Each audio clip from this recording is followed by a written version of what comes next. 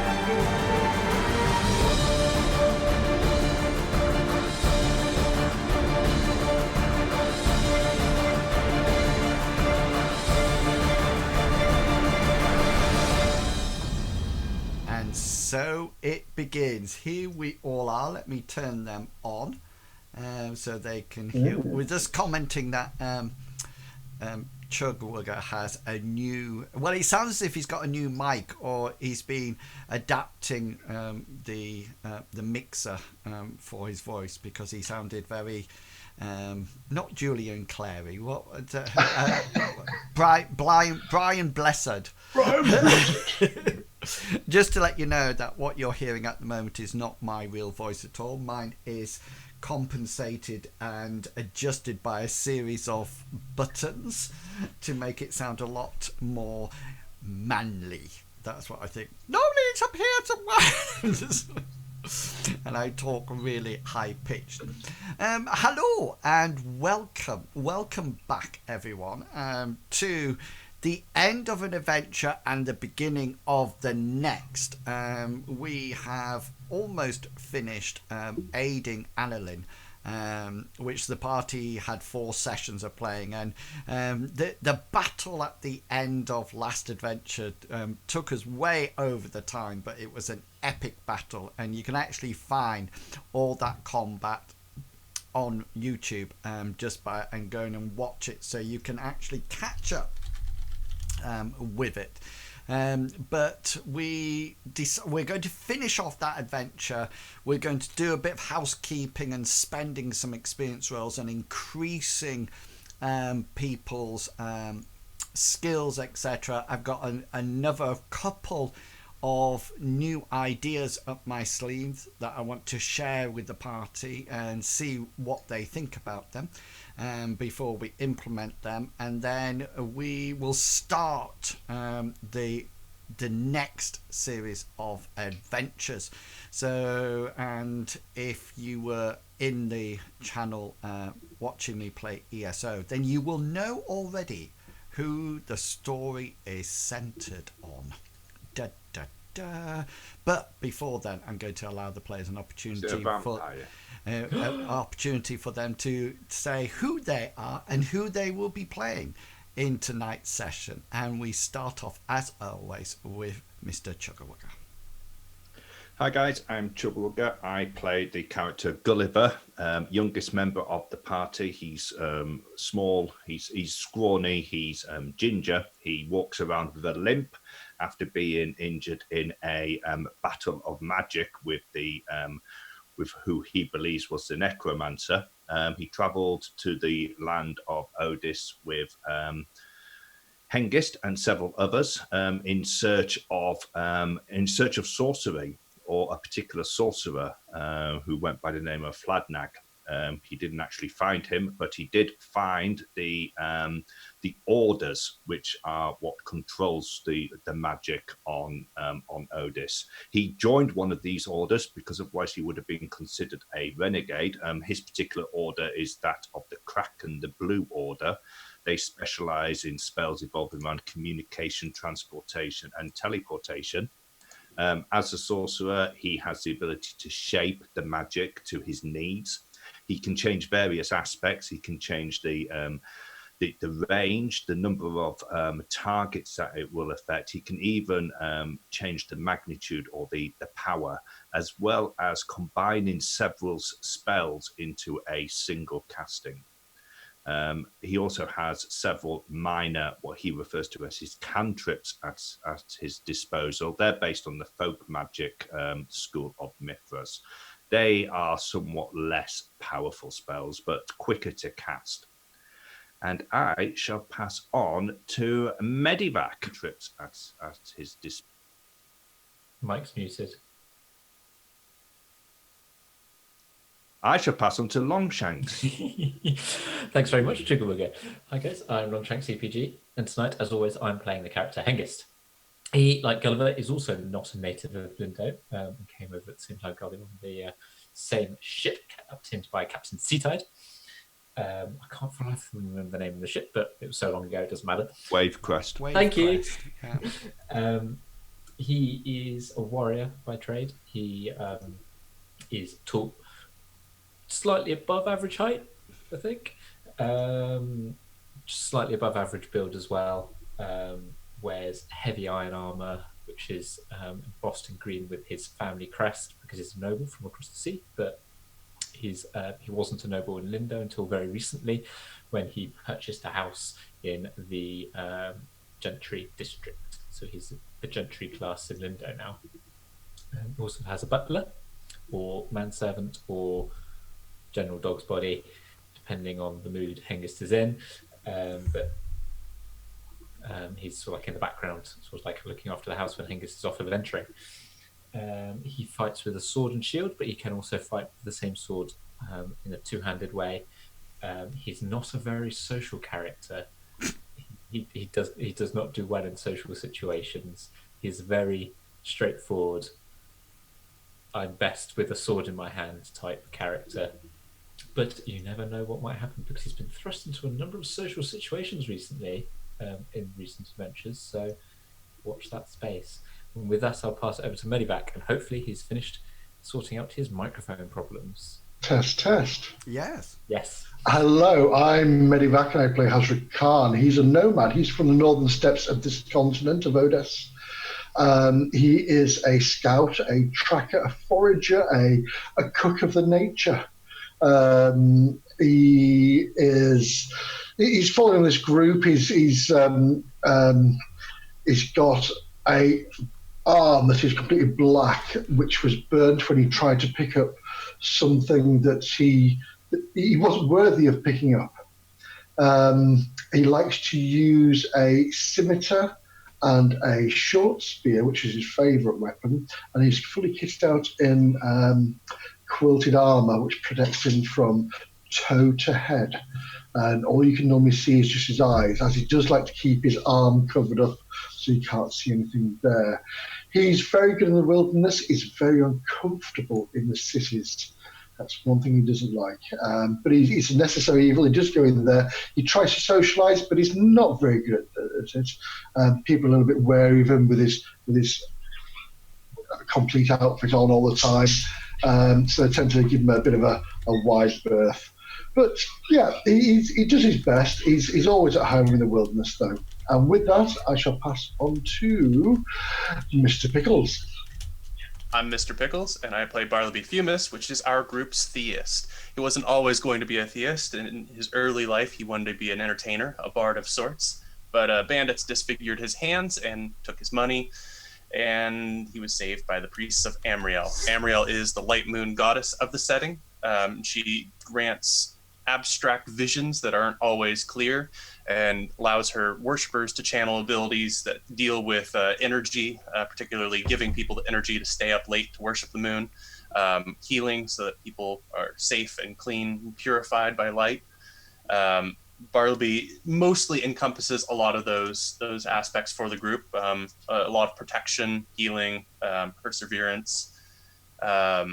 But for the most part, he doesn't really have anything to attack with. Last session, we saw how effective Bartleby is with physical weapons. Negative damage. Other than the ability to do that negative damage, Bartleby knows a lot about the history of this land since he's a Lindowe local.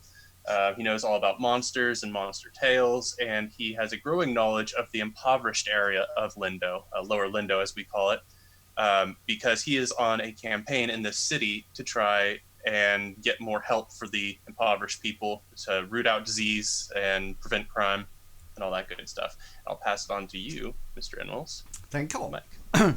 Right, so the party finished last week at battling at a grave site. Let's just, do you know, for some unknown reason, you can't swap a whole load of sheets of paper along the top, scenes. You can't do a huge amount. I've got my zoom now on my wheel, which is nice, so I can just zoom in and out effortlessly.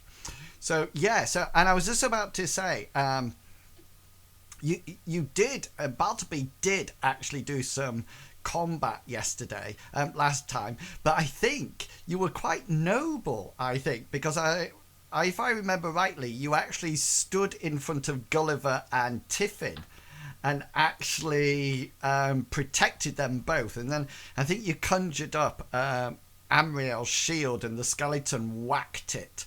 And then it's sort of like there was such a bright light that they ran away. That one ran away. And Hazra, you grabbed the bloody milkweed, I think, from the bush. I did. The ones without the red bits in there. And if I remember rightly, your skeleton came up out of the water. Out of the water, yeah. Yeah, and then and Hengist, yours was coming out the ground, and I think everybody sort of like fought or cast spells at the skeletons, and near the end they were either dispatched off or actually ran off and once more immersed themselves back into the ground. Now, if you remember, thank you for the host, Smokey Sid. If you remember, this is the second half of a double adventure or double job. If you remember, you've been hired by an alchemist called Annalin. And Annalin hired you to go back to Grandma's house, who he had said had been attacked by a beast, and get some goods from it, like books and maps. He sent his apprentice, Tiffin, who's like a nasal young lady who kept you awakened at night until Bartleby dealt with the snoring. But you found that when you got to Grandma's house, things were not as they should have been. There was some thieving, there was some attacks by baboons, there was some unrest between the party. Anyway, you then decided, there was then a note from Annalin that said, go off and get this milky, bloody milkweed for them, which you did. You travelled to the swamps, and at the end of last adventure, you grabbed it, and we had to sort of like shut it down quickly because it was much later than it would normally be. So we're going to pick up, I gave you know how many experience points you have, but I just want to come back to this scene because I was aware that last time I sort of like moved you off from it quite rapidly, and then I was suddenly thinking last time that there might have been some things that some of you might have wanted to do actually at the site.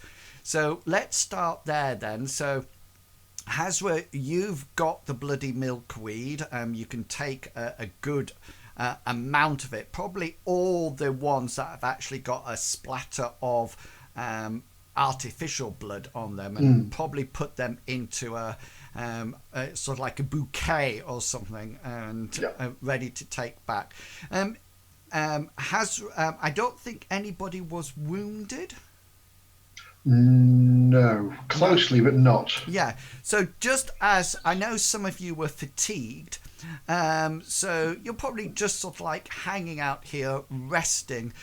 Before we leave this place, is there anything that anybody would like to investigate or have a look at or do before we actually leave?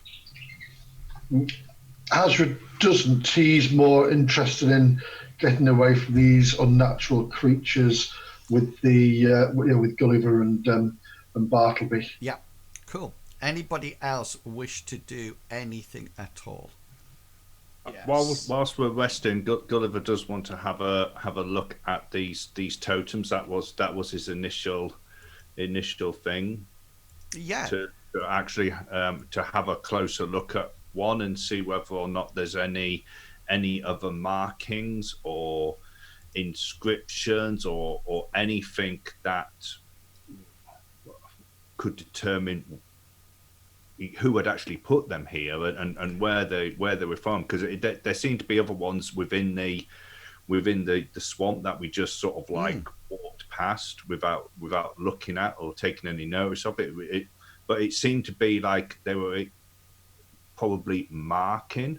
Okay. And with the skeletons, he also wants to say to Bartleby, he wants to say, could it be some type of burial site, Bartleby? And Bartleby, is there something that you want to do as well? Basically this exactly. I was hoping, if I didn't do it last game, and forgive me if I did, I wanted to use my history knowledge to see if I could decipher anything about. I was mostly wanting to see if there were grave sites. Bartleby's not good at laying spirits to rest, but he's trying to broach that fear. Okay then, yeah. And anything else, sorry, Bartleby, that you want to do? No, that was basically help Gulliver investigate these things with his history knowledge. Okay then, and Hengist, is there anything that you would like to do? Angus is just going to be standing sort of like much closer to the party, just in case these pesky skeleton things come back. So he's going to be keeping a close eye on Gulliver just in case, and Tiffin and that sort of thing. But he hasn't got anything particularly he wants to do. Not a problem at all. So I'm just Tiffin seems to be keeping rather next to you, Bartleby, as she sort of like walks along.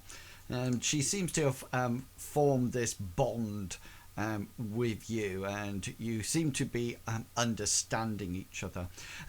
So Gulliver, tell me the skill that you want to use to try to decipher what's on these totems. Well, depending on what's there, I mean, he'll start off by using perception to see what he can see in it.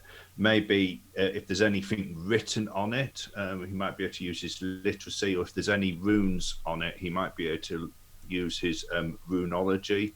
Okay, so roll your perception as you have a look at them. I'm going to use the pointer look to put that to a 28. 28, yeah. And 8 minutes. The first thing that you become very much aware of is that they've been here for a considerable amount of time. The skulls that are hanging from them are quite brown, and you can see that they've got moss and lichen on them as well.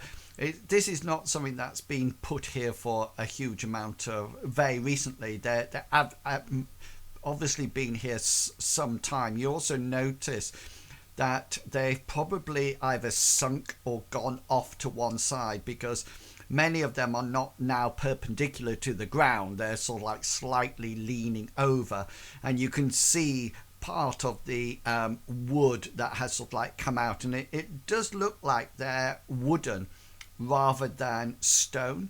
And when he takes in the skull information, he will turn around to Bartleby and ask whether or not he can tell whether or not they're male or female, and whether or not they're all human skulls. Okay then, so Bartleby, you can see these skulls as well, so roll either first aid or healing, whichever one you would like to. I'm going to be impressed if Bartleby knows. Oh yes, you take minutes to sort of like have a look around, and you very soon become quite nervous because these are all human skulls. They're definitely human skulls. They just have the top part of the skull there, so the lower mandible is not there at all, and they seem to be attached to the actual wooden post that somebody's either before or after death, you're not too sure, put a hole in the top of the skull, and then there's like a piece of hemp rope that's been pushed through, and then a rather crude knot, or in some cases it looks like the hemp rope has been split and a piece of wood put through it to sort of like stop it sort of like going up.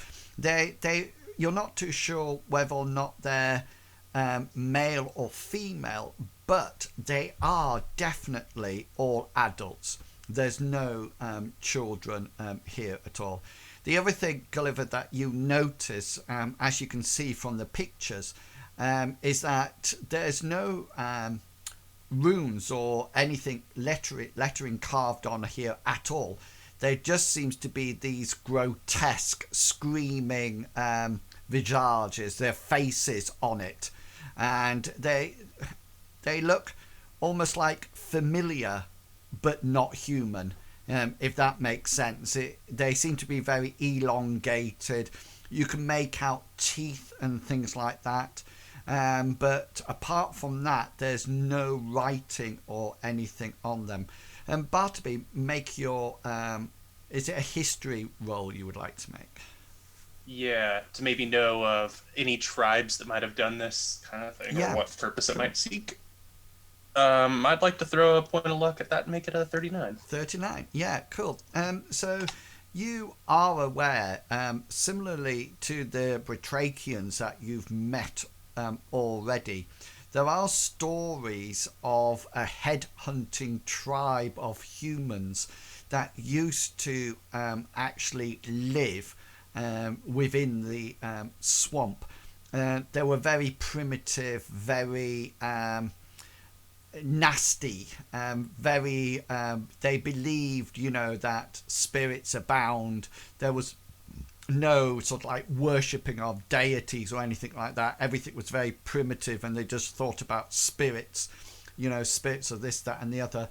And it's only when you sort of like start thinking about this that you suddenly link it to the stone structures that you see, that you've seen that there's various bushes, etc., grown on, and you sort of like fit this together with where the land is, and this sort of like almost like non-swampy land, and you think it's probably some kind of a settlement.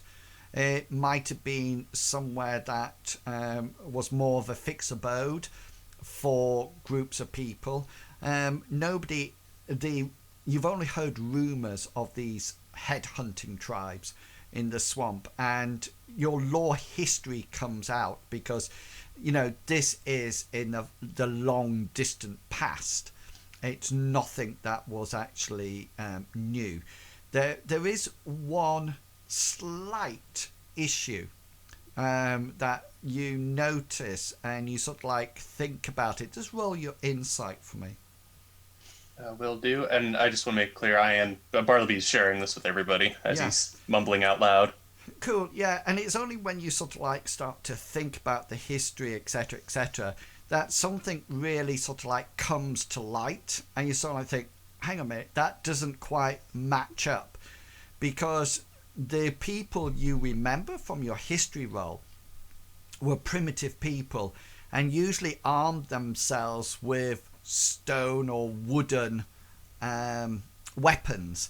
However, you remember back, and the actual skeletons were actually armed with scimitars, and they were metal.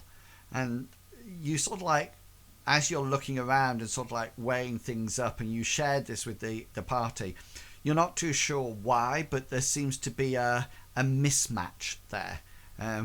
The law and the theory and the law and the history doesn't seem to match the practicality that you actually saw in the combat. But if these were intruders that came to the land, and perhaps if these headhunters had shamans of spiritual energy, they could keep somebody animated past death. Perhaps these are people from Lindowe, our own comrades of the past. I think I might take one of the swords back to Lindowe, Bartleby. There might be somebody there who might be able to tell us where it originated from, or even who made it. It's a great idea. It's an excellent idea. I'm sure there's at least one blacksmith in Lindowe that could tell you. Are you sure you can lift one of those swords? Yes. Do you need a hand? Do you need a bigger spell? Would you like? You don't have much use of your hands, so I'm sure I'll be able to carry it. It's not going to be far back to Brutus and the cart. You sure you wouldn't like me to carry it for you? You already. Oh, why don't you carry the sword and I can carry the blood reed. Yes, you carry the pretty flowers, and I will carry the sword. But it's mine. The sword. Well, yeah, of course it is, Gulliver. I just don't want you to explain yourself, because I saw you wheezing earlier, and you seem to be a little bit out of breath. So I will carry it for you. Your will is in the right place. I will. That's excellent. Thank you. Thank you, Hazza. And as he hands over the scimitar and takes the bloodweed, he'll smile. Okay. So you, after sort of like gauging some idea about the surrounds, I'm assuming that there's nothing else that anybody would like to do at this point. No. You don't want to give them you don't want to bury the skulls or anything, do you, Bartleby? I'm afraid that I might disturb spirits by doing so. I still haven't taken my laid to rest rites. Hazra wants to get to Gulliver and say, Gulliver, when we get back to Lindowe, could you perhaps make a copy of this bit of this squiggle as a map where this area is, that I could keep so I could look at it, please? I could probably do that on the way back, because it's going to take several days to. Wonderful. Do you have some parchment?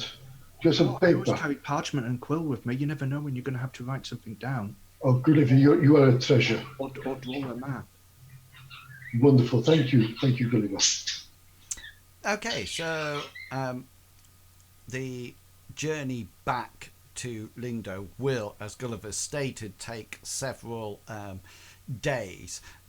Bartleby, you can continually cure Tiffin, so the snoring does not actually impact on watches, etc., etc. First thing, are you going back via Grandma's house? Is there something that you want to go back there, or are you quite happy to bypass that and head straight back to Lindowe? It's the difference between going like the two sides of a triangle or across the hypotenuse. We'd already said goodbye to Grandma, haven't we? So yeah. Do you not want to make sure that the birds haven't come back? Baboons. Good to see. No, I think. I thought they were high-pitched baboons noise. One of these days, I just think it's going to be really funny, because Hassel's just going to go, just one moment, and so like bring out this shotgun and go,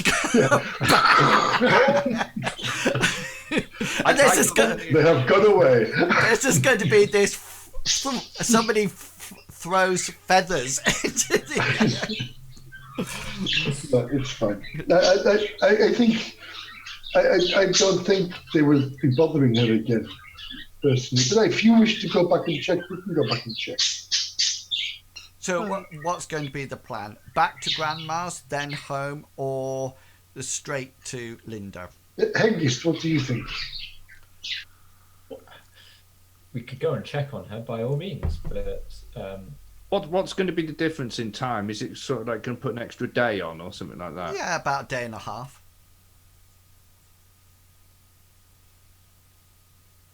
Yeah, I mean, Gulliver would like to go and check if it's all right with everybody else. Okay, so you make your way back to Grandma's house. You probably arrive just approaching night falling, and Grandma's really pleased to see you all. The strange thing about it is that she almost like acts as if she doesn't know who you are.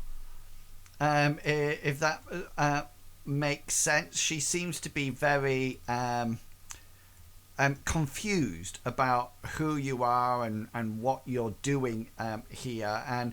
But at the same time, she sort of like quickly invites you in. She puts the kettle on again for some hot brew, and you can probably stay here overnight. She comments about that the baboons haven't been back, and the anything that you set up with the vegetable patch or anything like that, it doesn't seem to be disturbed or anything else. And at the end of a good night's sleep, you then sort of like head back to Lindowe, and you leave the forest and cut across land. And it's while you're sort of like just plodding along on the road, Gulliver driving the wagon, Hazra coming out and back again, scouting ahead, Hengist walking by the side, keeping things, making sure everything's fine and safe. That Tiffin, who's riding in the back, Bartleby, with you, sort of like notices that Lindowe's getting closer, and she seems to be getting it slightly uneasy, and she says, and speaking now is probably the first time that you've heard her speak for a considerable amount of time. And Bartleby, you notice that because you're in the back with her, she's getting more and more agitated, and she sort of like tugs your robes or something to get your attention. And she turns to you, Bartleby, and she sort of like gives a grunt in a normal nasal fashion, and she sort of like points to Lindowe and says, "What happens when we get there?" Well, I believe we're going to be going to see Annalin to get some answers and make sure everything goes smoothly now that there's not much of a issue, I suppose. Are you going to turn me in? Turn you in? For stealing? No, we already dealt with that situation by going and apologizing to the one we stole from, and since it wasn't a problem, I don't see any reason to bring this She says to Tiffin or the guards. She sort of like looks around a bit, and then she says, "Do you think he'll still pay me?" Annalin? Yeah. I don't see why he wouldn't. And she sort of like pats the side of her tunic, where there's a noticeable bulge in it, where she's still holds the silver pieces that you gave her. And she says, "Can I keep these as well?" She's referring to the 20 silver I gave her, yeah? Yeah. Of course, you've been agreeable and you helped us and you made sure that we had the information we need. That's your payment, Tiffin. And she sort of like smiles and sort of like wraps her arms around herself, so her hands firmly on it. and on the pouch, and sort of like settles back, and you approach Lindowe and go in through the main gates. Can I just during this trip back from where we got the blood read from, any time that Gulliver's had that he hasn't been driving, sort of like before, where we made camp or anything like that, if he can, he wants to be going through the journal book that has all the potion descriptions and stuff like that in, and he wants to try to familiarize himself with it, and he'll say to everybody else that he's doing it because it's he needs to, because there's going to be, their payment from Annalin is potions, and it would be good if we know exactly what. Well, it's quite a sizable tome, this.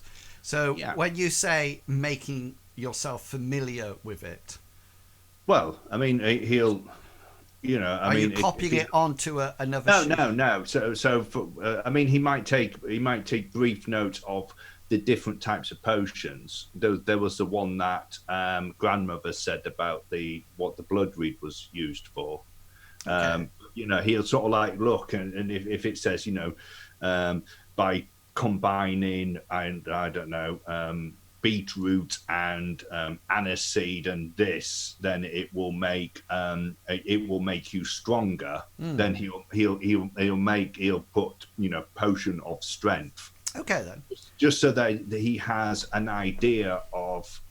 So because at the moment when we get back, the people don't know what would be at their disposal for potions as a payment. So in order to associate it with a skill, how do you see you using this information later on? How do you see it in a situation that you're going to say? I almost like see it like situation of we're all sat around the campfire after we've had our meal, and Hengist is there, cleaning his sword, and Hazra's there, sort of like setting up his traps, and Bartleby's there, whittling a candle, and Gulliver's sort of like there next to the fire reading, going. Oh no, yeah, I see that. That it's... And he'll say, "Oh, there's one here for a potion of strength that might be useful for you, Hengist." Yeah, and you sort of like do that. I didn't know whether or not you're going to say later on in the game, and sort of like say, can I remember what was written in the book about this? That's what I was trying to. No. It was basically. Yeah. So you just going through. As he reads, as he browses through it, and he gets ideas of. So you're not planning on regurgitating the knowledge at a later date? No. It's nothing like that. I'm not taking the knowledge in. It's purely giving. Okay. So yeah, you of what they would be able to ask for as payment if they choose to take potions. So you sort of like browse this. The first job that you have is that you copy the map for Hazra. So he's got a copy of that.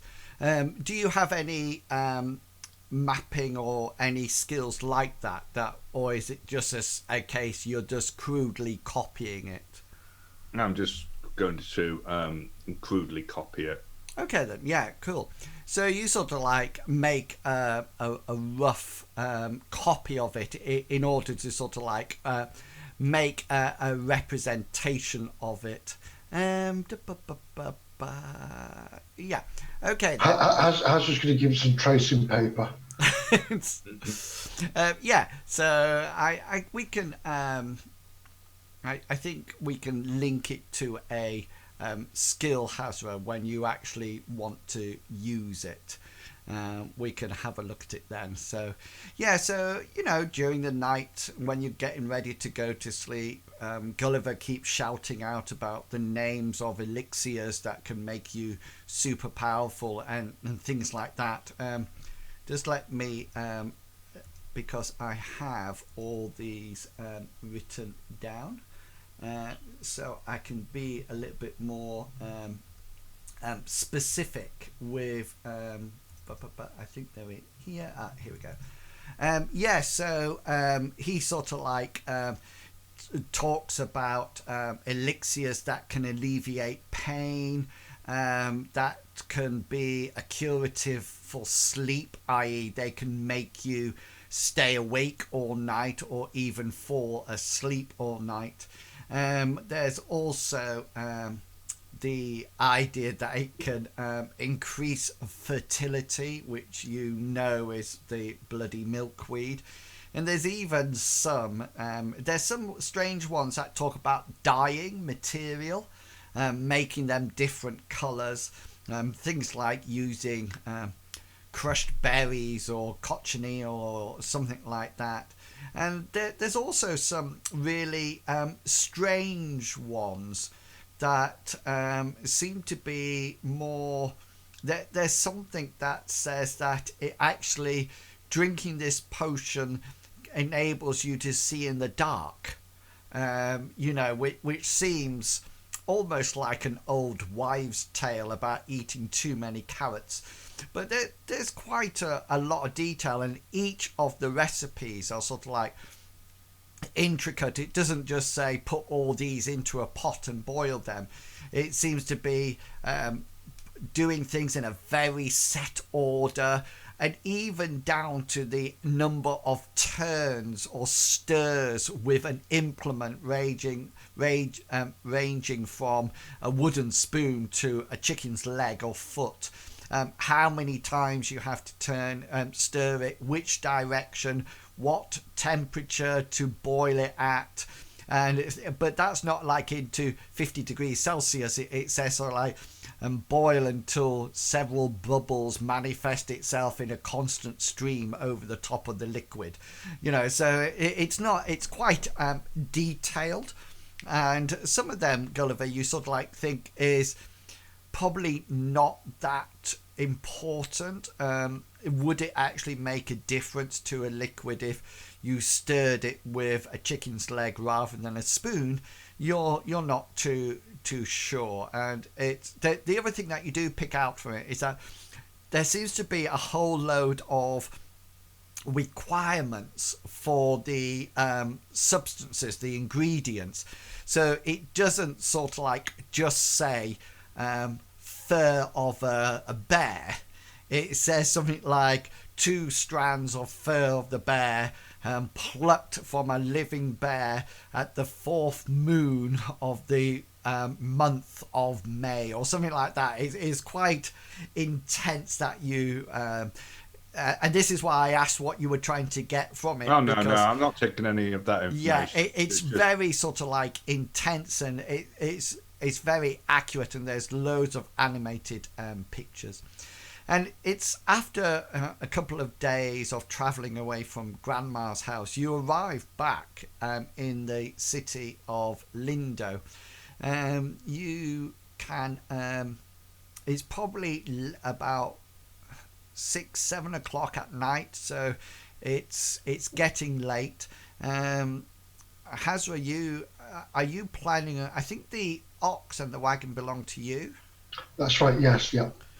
So what I'd probably do is if we drop the ox and the cart off at my hut, and then I can stable them and make sure everything's safe and secure, then walk to Lindowe at that point. If we are going to, we could camp outside my house. Well, they can camp outside my hut, and I'll camp inside. Or you could go to Lindowe first, drop everybody off. They can go to their abodes. You can then travel with Brutus and the wagon to your house to stay there the night, and then maybe get together in the morning. There is does that sound like a plan to everyone? Yeah, do you want me to be an Uber? Yeah. What's going to be the advice for Tiffin? Is there anything that anybody likes to say to her? do with her, Well- or is she a case that once you get to Lindowe, you're just going to say, "See you later, Tiffin"?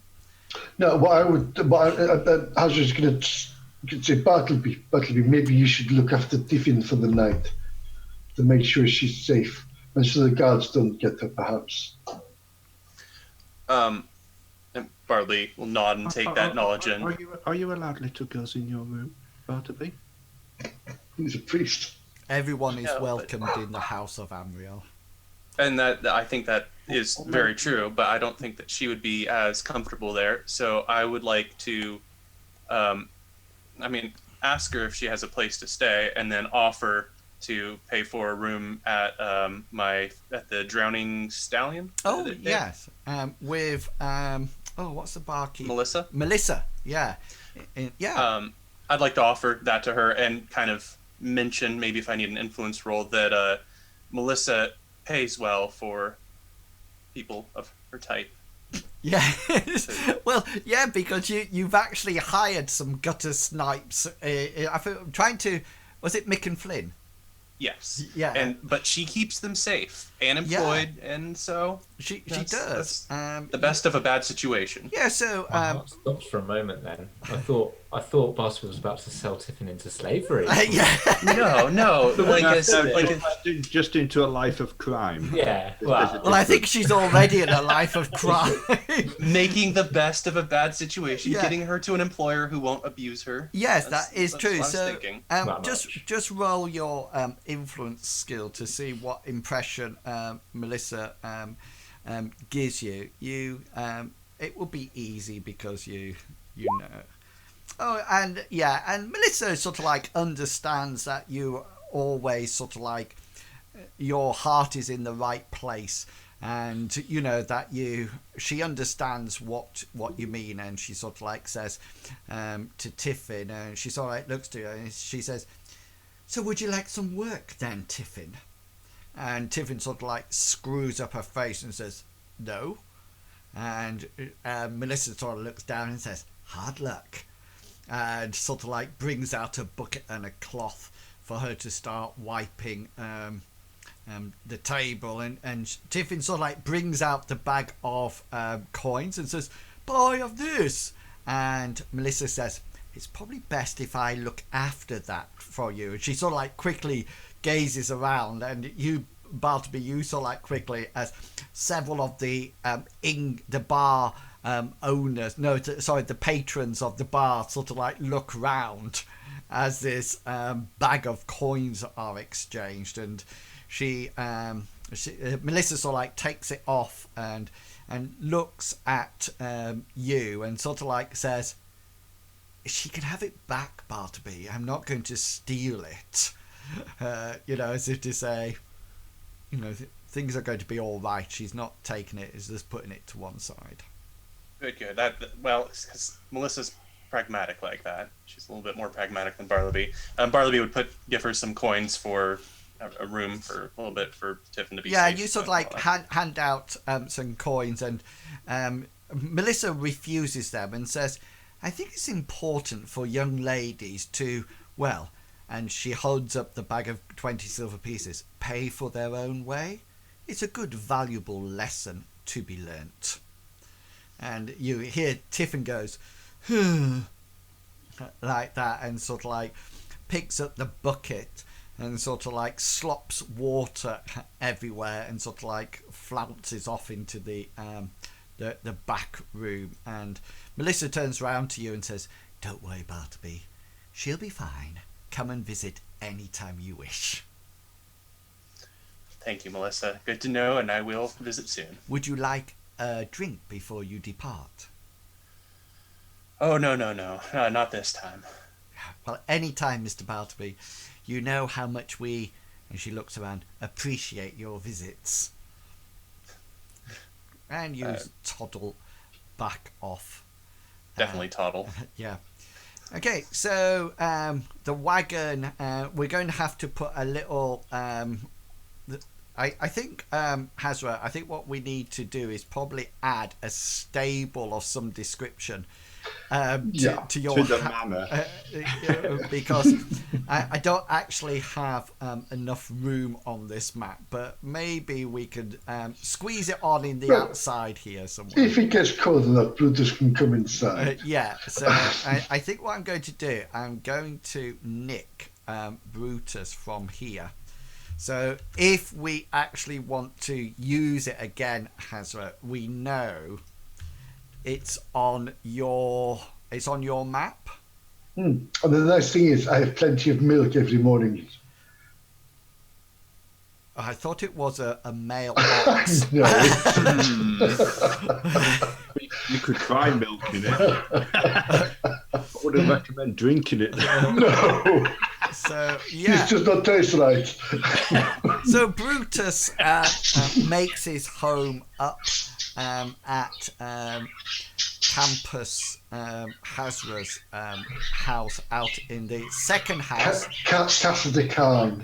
Yeah, because second house because the first house got Got attacked, didn't it? attacked. Yeah. Yeah. Okay then. So let's say that everybody. Gulliver wants to try to remember the way to Hazra's house, just in case we ever need to contact him or get out there, because his last one we didn't know where it was. That's absolutely fine. So that will enable you to have an insight roll or navigation roll next time you want to go out. So obviously in the morning you will decide to meet up at the Herring Hobgoblin. You have two choices now as a party. You can either head over to Annalin's shop, or you can invite Annalin to the Hairy Hobgoblin. What is going to be your preference? We'll assume that this is being talked about on the way back or whatever. So, I think we should invite him to the Hairy Hobgoblin because it is on our grounds. This is a place where we know. But I will swear to whoever has the strongest argument. I think we should meet at the Hairy Hobgoblin and decide what we're going to do, and then I don't know. Well, I mean, we could get Annalin to come here, but I mean, I don't know whether or not it'd be better to meet him in his shop. After all, he's going to have to hear a few home troops from us. Yes, but maybe those home truths might be a little softer, with a bit of beer and a bit of wine inside him, perhaps. His heart seems to be in the right place. He's just very misguided. But you should have told us the whole facts. Considering the message that we have for him from his grandma, I think things shouldn't be too bad, and I do think it would be, we could take it to him, but if you all believe that it'll work best bringing him here, I think that's what we should do. okay then. So, Hengist, what do you think? I'm happy either way. It's, he might be a little bit more defensive, isn't in his shop if we are giving him some stark home truths, and being in public might make him moderate his behaviour. I don't trust him. This is the person that lied to us. Said that his entire family had been killed by a wild beast, and he obviously didn't trust us because he sent Tiffin to steal what we were supposed to get. This is true, and this is why I think we should talk to him in the Hairy Hobgoblin, because he's on our grounds, and that way we can make sure he doesn't decide to do anything foolish. But I'd be more interested to find out why. I'm a novice at these things, but you city folk are very strange, and I don't want this man disappearing into the back room of his own house. okay, so is the plan to meet him at the Hairy Hobgoblin then? Yeah? Gulliver Yes. will go along with whatever everybody else decides. Yeah, so Gulliver would prefer to meet him at the shop, but if everybody else is meet him at the Hairy Hobgoblin, then Gulliver will go along with that. okay. So you send a bluebird, who is the local communication running messenger service before telephones, to him to sort of like arrange to meet you at, say, 11 o'clock in the morning, and almost like dead on time. Annalin sort of like comes in and sort of like frantically searches round. He's got his ring-tailed lemur on his still on the side of his on his shoulder, and he's in his normal attire as he comes in, and he sort of like scours around really quickly, sees you, and comes straight over, and he does it even before he sits down in the empty chair. He looks around and he says, "Oh no, she died, didn't she? She died." Gulliver's going to push his chair back and stand up, and he's going to say, "Liar!" He says, tell me, was it quick? Was it quick?" And he sort of like looks at you, Gulliver, the young lad sort of like turning around and shouting at him, "Liar!" And he says, "Be calm, young boy." You're nothing but a liar. You sent us out to your grandmother's house, and you lied about her. You said that she had been killed by a wild beast, and she hadn't. And he sort of like looks past Gulliver, who seems to be having this temper tantrum sort of like activity, and he sort of like looks past to you, Hengist, and said, he sort of like gazes at Gulliver, who's pushed his chair back and making a scene, and Annalin turns to you, Hengist, who you look quite noble in your attire, and he sort of like looks at you and says, "Tell me, was it quick?" Was what quick? No one passed away, Annalin. But Not even your grandmother. But where is my beloved apprentice? My beloved apprentice. Where is Tiffany? Your beloved apprentice. You mean the thief that you sent to steal the book and the map? If we fail to get them back for you. He sort of like leans over to you, Bartleby, on the other side of the table, and says, "I think the young boy has had a little bit too much sugar. He seems very hyperactive for this time in the morning. What do you feed him?" Ignoring his question, Bartleby says, "He has a lot of passion, but he is speaking the truth. Tiffin is alive and well." "Oh, thank heaven. Oh, I am so blessed that she survived. I will be worried. Will she be coming back into my service?" That's up to her. I'm not her dad. And he sort of like looks around and says, "Is she here?" I don't believe so. We have some answers we need from you, though, because there are a few things that didn't quite add up when we traveled to your still alive grandmother's house. "She's still alive?" Indeed. Gulliver wants to be watching him now, and he wants to make an insight roll. Yeah, by all means. Does it seem like he's pretending to be shocked? Yeah. 50 out of 70. Do we have that? Do you see the blind roll still? No. You want me to beat roll it? If you click on your token. Yes. Yeah. So my skill is 70. Yeah. So you. Oh, I can see that. Oh, I thought it was rolled This to is me. two GM rolling All right, 1d. that's all right. 53. I'll work on that.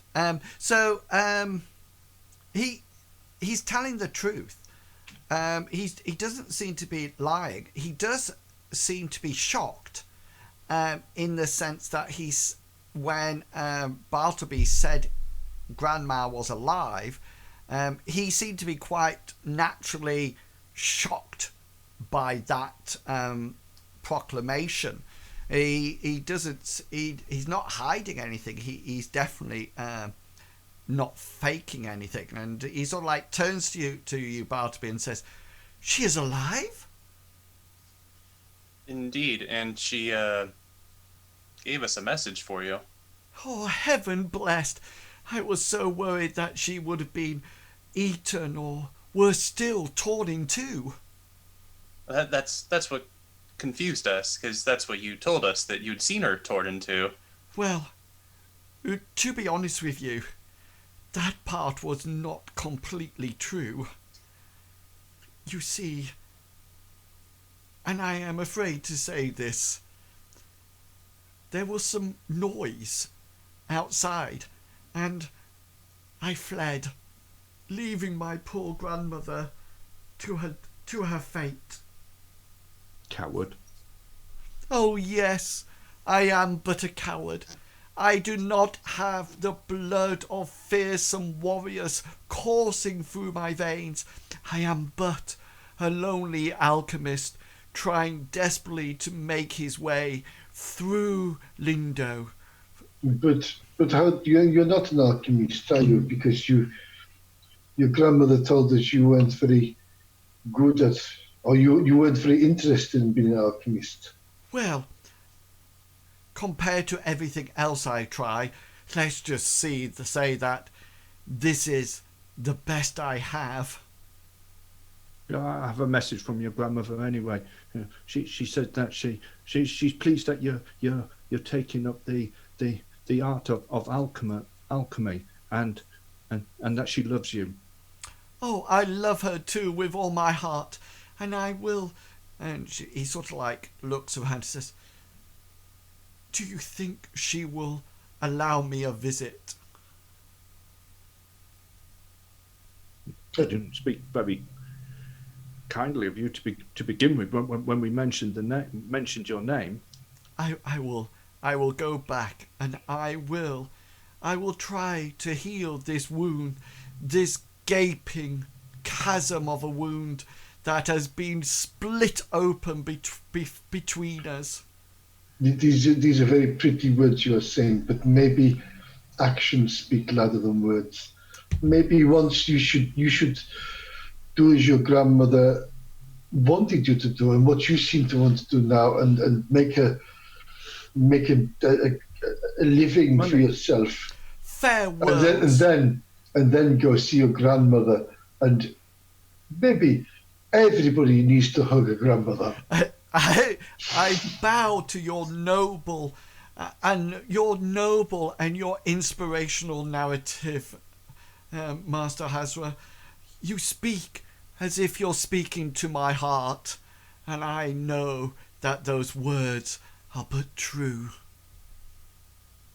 Gulliver's going to reach underneath his chair, and he's going to take the book and the map, what Tiffin stole, and he's going to put them on the table, and he'll say, as per the arrangement, there's the book and the map that you had your thief steal, which your grandmother was quite willing to let you have. And he sort of like pushes his chair back and stands up with a flourish and says, "No, I cannot take them. I cannot take them. You take them back to my grandma. I will go and see her and beg for her forgiveness. You have all seen deep within my soul. I now know that I am wrong. I now know that I have been a coward and a very poor alchemist." Gulliver's going to take the book and the scroll off the table and put it back underneath his chair. Yeah, and Annalin sort of like sees you do that and says, "No, take them back.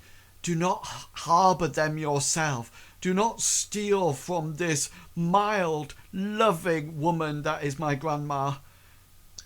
Annalin, believe me, as a initiate of Church of Amriel, that was the first thing I tried to do. Saying Church of Amriel, he gesticulates and can Gulliver also make a insight roll to see whether or not Annalin is trying to almost like not double cross us. But your first insight roll will cover that. He's been very genuine, extremely genuine. As an initiate of the Church of Amriel, the first thing I did when I found that Tiffin had stolen the book and map was to determine why, but then afterwards was to return them. And you are right, your sweet, mild, loving grandmother wouldn't let us return them. She wanted you to have them, I believe. She wanted me to have them. Hazard speaks the truth, is that she wanted you to make something of yourself here and make her proud. I am overcome by her kindness, her willing to forgive me. Such a desperate, undeserving soul that I am, and yet she reaches out, even to me, that hand of forgiveness. I am quite overcome by it all. do you want the book back now? If it was my grandma's wish for me to have them, then yes, I would like to fulfill her wishes. Gulliver's going to reach underneath his chair and get the book in the scroll. And he's going to put it on the table and he's going to say, "Are we sure this time?"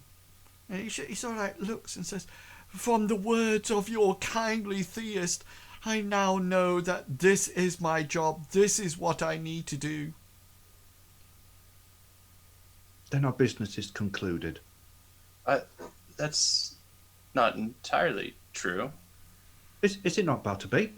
Is this not what Annalin hired us to do? To go to his I imagine this sort of like thing that Annalin goes for the books and sort of like puts his hands on it, and then just as Bartleby says, "No, that's not it," Gulliver goes bang, puts his hand back on the book before Annalin takes it away.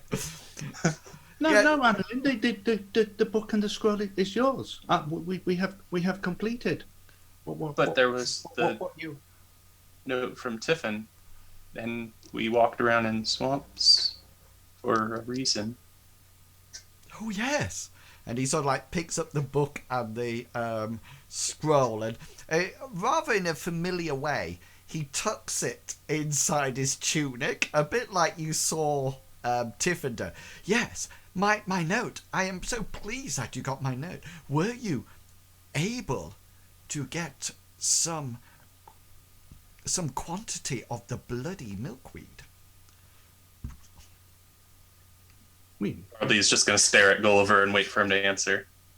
We may have been able to get hold of some, although it wasn't what we were hired to do. From what I can remember, the journey for the milkweed was fraught with danger into us. Well, you can see for yourself just looking at the map. Fraught with danger going into a swamp which added several days onto our planned journey. And whilst we were there, we got attacked by skeletons, and it was only through the blessing of Amriel and the strong sword arm of Hengist and Hazra that we managed to survive it all. As Gulliver sort of like puts this huge narration, you notice that together. You notice that Annalin slowly starts to drift off and starts to look around. And it's only when Gulliver finishes that he sort of like says, "Yes, yes." There was no mention on your note about payment for completing this other task for you. Yeah, and he sort of like looks round at you all and says, "Sorry, are you expecting further payment?" Yes. Being what? Well, we had arranged an agreement that you'd be paying us in your elixirs. And if we bring bloody milkweed to you, I presume that the quantity of elixirs would be increased slightly. I am willing to make you an elixir from the bloody milkweed. That would seem appropriate, since it was that you actually bought to me. I can give you an elixir of it. It will take some weeks to actually brew within each container. Do not worry, because even though there is just one container, there will be enough for all of you. I don't recall what Gulliver said that did, but that sounds like a fair payment. Fear not, Mr. Bartleby. And he sort of like looks across at Hengist. There are many, a wealthy lady of the gentry that would really appreciate this this elixir that is actually brewed with bloody milkweed. It is used to increase, how can I say it, a lady's fertility? Or a gentleman's. Bartleby is probably drinking something from a glass while that was happening. Yes, don't worry. It can do male or female. You know, if you are somewhat lacking in that department, do not worry. A quick swig, one dose on the night, shall make, well, shall we just say, any lady to bear your fruits. I see. And Doesn't seem like it's very. he sort of like looks at Gulliver and says to the other three of you, however, it is wise not to use it on children. What of Tiffin? You noted, but there's nothing to do. We weren't planning to give it to Tiffin. There's no other children in our group. And he sort of like looks at the childish face of Gulliver, who's the youngest member of the party, and just sort of like looks at Hengist and looks at Gulliver and then looks at Hengist and says, "Oh, yes, of course, I understand." And sort of like looks back. He says, "So yes, this seems to be a very good agreement. Whatever ingredients you bring, I can provide for you a dosage, a small glass vial containing whatever elixir it is that I can make from the ingredients. That sounds like a very good plan. An arrangement." What about Tiffin? You said she survived. Indeed. And where is she lurking? I am in need of my apprentice. Apprentice or thief? Dear boy, in this age of Lindowe, the two are very similar. Well, you see, as somebody who works with those who often steal, and being the target sometimes of those thieves, it's sometimes difficult to keep a given thief around you for long periods of time. They're very slippery individuals. I agree. There were several, shall we say, absences from my own personal belongings with Tiffin away around. However, I understand that this might be difficult for her to acclimatise. You know, the nuances of these street folks takes a while to actually understand, let alone bear. eventually she will become a good alchemist's apprentice. She will have a good trade, and she will be able to eventually leave Lindowe or make up or create a shop that can be part of our chain, either within Lindowe. Maybe with you checking up on her occasionally, Bartleby, and Hengist, seeing how she is. I'm sure Annalin will make sure that she's cared for and fed, and teach her a trade, maybe even teach her to read and write. That could be part of our payment for bringing back the bloodweed. Seems like a better path than any other that she could potentially be put on. I agree, Annalyn says, standing up. Sorry, I'm a bit confused. Do you still want the elixir to increase your fertility? And he says it in quite a loudish voice now that he's stood up. And several of the occupants, the patrons of the Hairy Hobgoblins, sort of like look round. And Hengist, you notice that the one of the busty barmaids, as she walks around, sort of like hears it and gives you the wink, and sort of like carries off on with her serving. I can only speak for myself, not for the rest of the party, but I have no need for that. Oh no, of course, Master Hengist, a strapping warrior like yourself. Mr. Bartleby? I'm certain How's your that there fertility? Well, not for me, but I'm certain there are those within our faith who wish to have children and cannot. Well, It'd be a good thing to be. I am happy. I tell you what, I bring you a deal. I will look after Tiffin as suggested, and by all means pop in to see her now and again.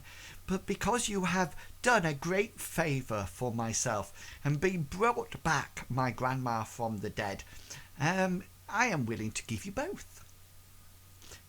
Elixir that will tingle the limits of your fertility, coupled with good care and training for the young Tiffin.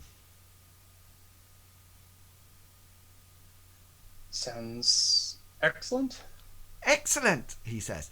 You're going to reach into his tunic and take out the bouquet of bloodweed. Oh yeah, and you see put it on the table next to where the book and the scroll were. You see Annalyn's eyes get absolutely massive. As he does it, he'll just sort of like shake his head. And he sort of like goes, oh, there is a wonderful degree of fertility there. As he takes it and sticks it into his satchel, and the ringtail lemur sort of like brushes up against his cheek and says, we are going. And sort of like says, please, wherever Tiffin is, please direct her back to the shop. It would be a wonderful time to start her apprentice before we go on. And in a couple of weeks' time, I will bring you your first potion, the elixir that will stir your loins and ensure that fertility is blessed on you all. And he almost like does a false bow and flourish, and then sort of like swings round, and his satchel swings round in the opposite direction, and the ring-tailed lemur struggles to keep on the shoulder, and then he sort of like, he doesn't march, he almost like struts his way out towards the door, and just as he gets to the door, he turns to you and says, remember, our new contract exists for some time. Please do come by if you need any support at all. And then with another flick, he turns and vacates the hairy hobgoblin. As soon as he's gone, Gulliver's going to say, I don't like him. I don't trust him. You Yes, don't lie about your grandmother dying. He's a bit of an odd soul. He has too many fancy words. He does not say what he means. It's all like his lips just flap. And hot air comes out. Hazra's thinking back, thinking, what did he actually say? I have no idea what he said. He's just jibber. Yeah, He was like a turkey. It was just like he was going, rubble, twin. And then they bowed like he was showing respect, but he wasn't. He was just like there. It sounded like Hercule Poirot.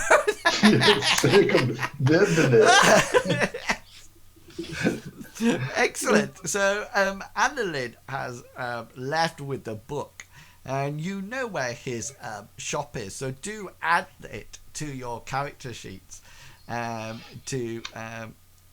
a general contact. Along with, of course, you also already know Sylvester McCoon. He's already part of your. So we did not actually get paid for this. We took time out. We got no money. We got nothing. I don't need money, but I'd like a little bit of something. You will. You'll get a bit of the increased facility. A little bit of. Okay, now before we just take our break, because when we're going to come back, we're going to go and spend experience rolls and to increase stuff. But I'd just like to draw your attention and have your thoughts to page 89 of the core rulebook. Because in there are some combat style traits, and these we don't really engage with a lot. But I was thinking some of them are really appropriate to some of you, some of them are not. But what I would like to suggest is that just like you can buy a spell or say a new skill with sort of like 5 skill rolls, this idea that you can actually get somebody to train you for 5 skill rolls with a combat trait that is suitable to your fighting prowess. So, for example, I would be interested in your thoughts about this, whether or not you think that the weapon skill or the combat skill has to be above a certain level before you can start playing, sort of like training in it. So one of the things that that is sort of like there is something like excellent footwork. When fighting on slippery, wobbly surfaces, the user can ignore the skill cap placed on combat rolls by the acrobatic skills. So if you are actually fighting on slippery surfaces or on the edge of a roof, for example, then normally your skill, your combat skill, is capped at your acrobatic skill. So if you have an acrobatic skill of 21%, even if you have combat of 86, it's actually capped at 21%. You can't score any higher because the thought is that you're trying to keep up on it. So what this one allows you to do is ignore that cap.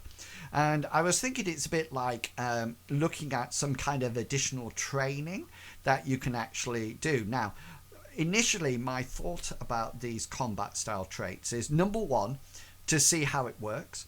And if we put them into play and we find that they don't work, then what I'll do is take the trait away, but reinvest, recompensate you with those 5 skill rolls so you can use them if we find that it's too overpowered. My other feeling about it is that I was thinking that it's probably a good idea if you have to have a set skill level in your combat. So say, for example, one of the skills is Cautious Fighter. Can use the change range action to automatically withdraw from engagement with no need to roll. Now, that to me doesn't really necessarily sound like combat, but I see where they're coming from. And initially I was saying, you're thinking that your skill has to be 80% or above to sort of like use these. But then I'm wondering whether or not something like that, cautious fighter, it's almost like, is that something that Bartleby might have used a lot as he was growing up, to sort of like, you know, whoosh his club in a threatening way and then withdraw and go for it. There are some that are a little bit more not very useful. So, for example, there's some really good ones like skirmishing. The style permits launching range attacks whilst on the run. So you can actually run and fire your arrows or fire your bow. Or throw something. Yeah, exactly. So I was looking at throw weapons when you throw anything like spoon, fork, knife. Yeah. Just going down a stack of plates going as if you're dealing cards or something. Into combat too. Yeah, there are some nice ones like blind fighting. Allows the user to ignore any penalties imposed due to poor lighting or temporary blinding. Well, that's good against the special that's in here that's blind opponent. Yeah, but what I think I would want to keep a handle on or keep control over it is sort of like thinking, right, okay then, if I'm fighting with certain weapons, then it's probably not...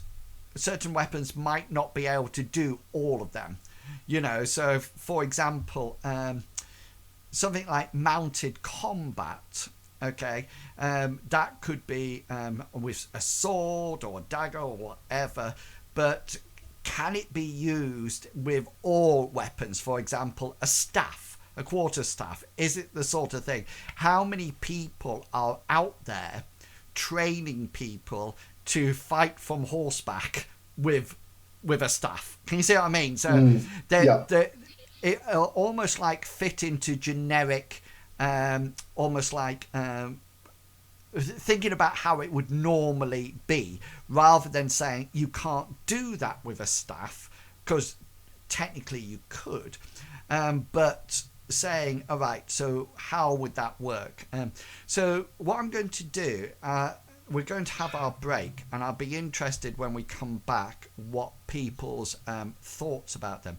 I also do think there are some traits that are really useful to get, and for example, Daredevil.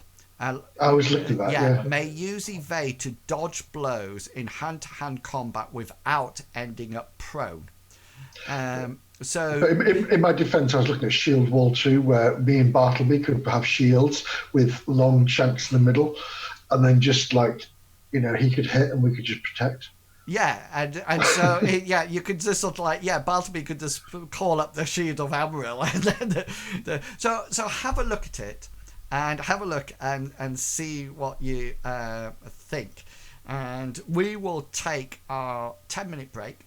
And we will come back when the party will be using their skill rolls to increase their skills.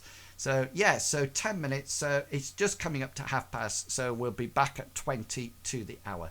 So please do not go away, or do go away and come back. See you soon. Oh, Mr. Noguda. Okay, we are back. Welcome back, everyone. So just before the break, we were talking about developing new skills for combat, and two things. Number one, do you think it's a good idea to sort of like start investing in these and bring them into the game? And the second thing is, if we are, do you think that it should be at a certain level, or it doesn't really matter, you should do it? Thoughts? How would we have, or how would people have normally got them? Well, normally they are they're associated with the actual type of combat skills. So in the rules, say for example, what it's saying is that the character that was the made up one, she had infantry which had the trait formation fighting, and then she had spear, hoplite, shield, and javelin, and so it was actually given the trait. The reason I didn't include it at the beginning because I thought there was enough to do with combat, special, getting everything up, so we didn't actually put them in. But then I was thinking that if we don't, it's almost like combat people never need to. It's a bit like spell users need to buy new spells, and so their character changes every sort of like, you know, and all we do is bang points in our combat skills. Yeah, and you, I mean, you can buy new skills. That's fine, but I was wondering whether or not to use it to give a bit of depth to people. And I'm not saying that you would start with assassination. For example, I don't like it then. Allows the user access to the normally restricted kill silently special effect. Now, obviously, if Bartleby came to me and said, because the other thing that you have to remember, everybody has combat skills. Okay, so it's not as if combat skills are purely for the fighters. You know, everybody can have it. So it could be that Bartleby, you know, a character might have a high combat skill and been taught how to use these skills. So, but for that assassination skill, I would say that you need to find the local. Say, for example, if somebody says, I want assassination, you've got an immediate problem that it's probably the local thieves guild that actually trains you in that, in which case you've instantly got a problem because of sniffer. You know, so it might be that you can't actually do it. I was also thinking about if we had, you know, we were talking about downtime, especially for people in cults or brotherhoods. Something like this might be something that rather than just learning the skill, they go off and actually train on it. I think I don't see it, even if it gets to the point that I have to say you can only have one per. But it's like with magicians or sorcery or priesthood, they have to train for a month, where we've done our bits. We've looked at when we just sat around for a month going, what can we do? Yeah, and I agree. But my thing is, I want a level restriction on it. So, you know, once you maxed out to like 90 in a combat skill, then perhaps this should filter in. Or you get them every certain amount. So for example, you can't get them to, you've got 60 points in the skill. You get one at 60, then you get one at 85 or something like that. So you can get more, but you can't just five more. Yeah, I was really, that's my thought, okay, rather than sort of like splitting it up and very much like saying, right, 80 or above, you can start buying them, because there won't be for example, you couldn't get knockout blow, you couldn't get something like cautious fighting and assassination because they don't fit together at all.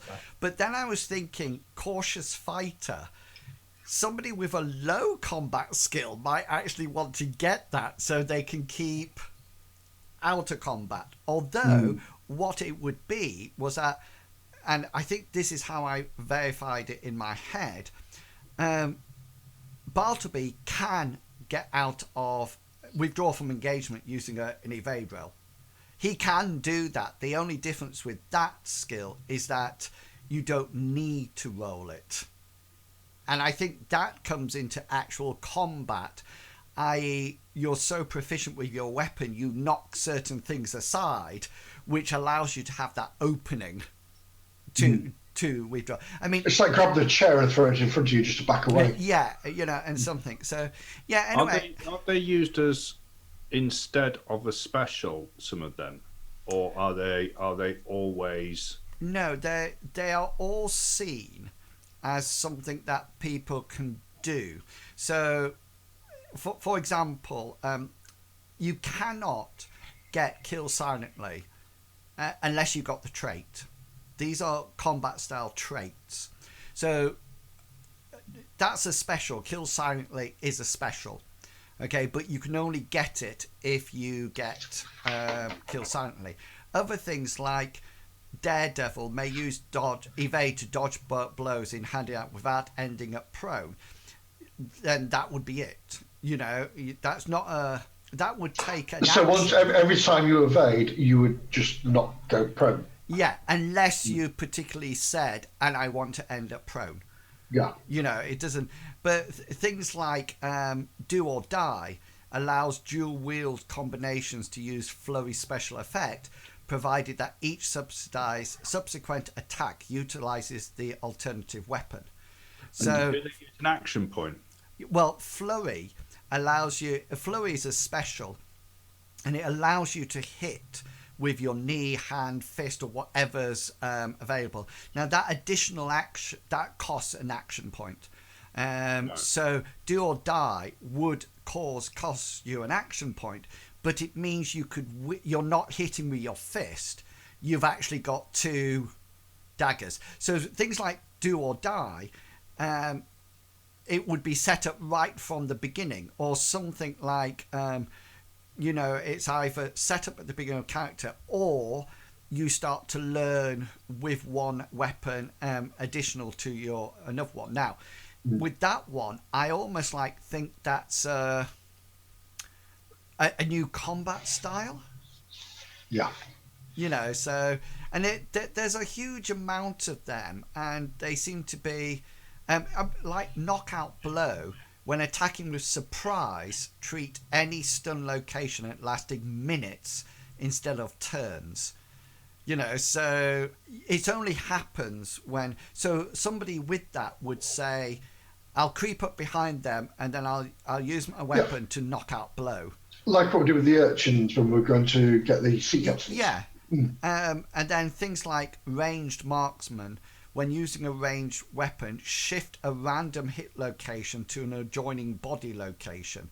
So, for example, if you were aiming for an arm, ranged marksman, you roll it. So, you say, for example, you take the special impale or max damage.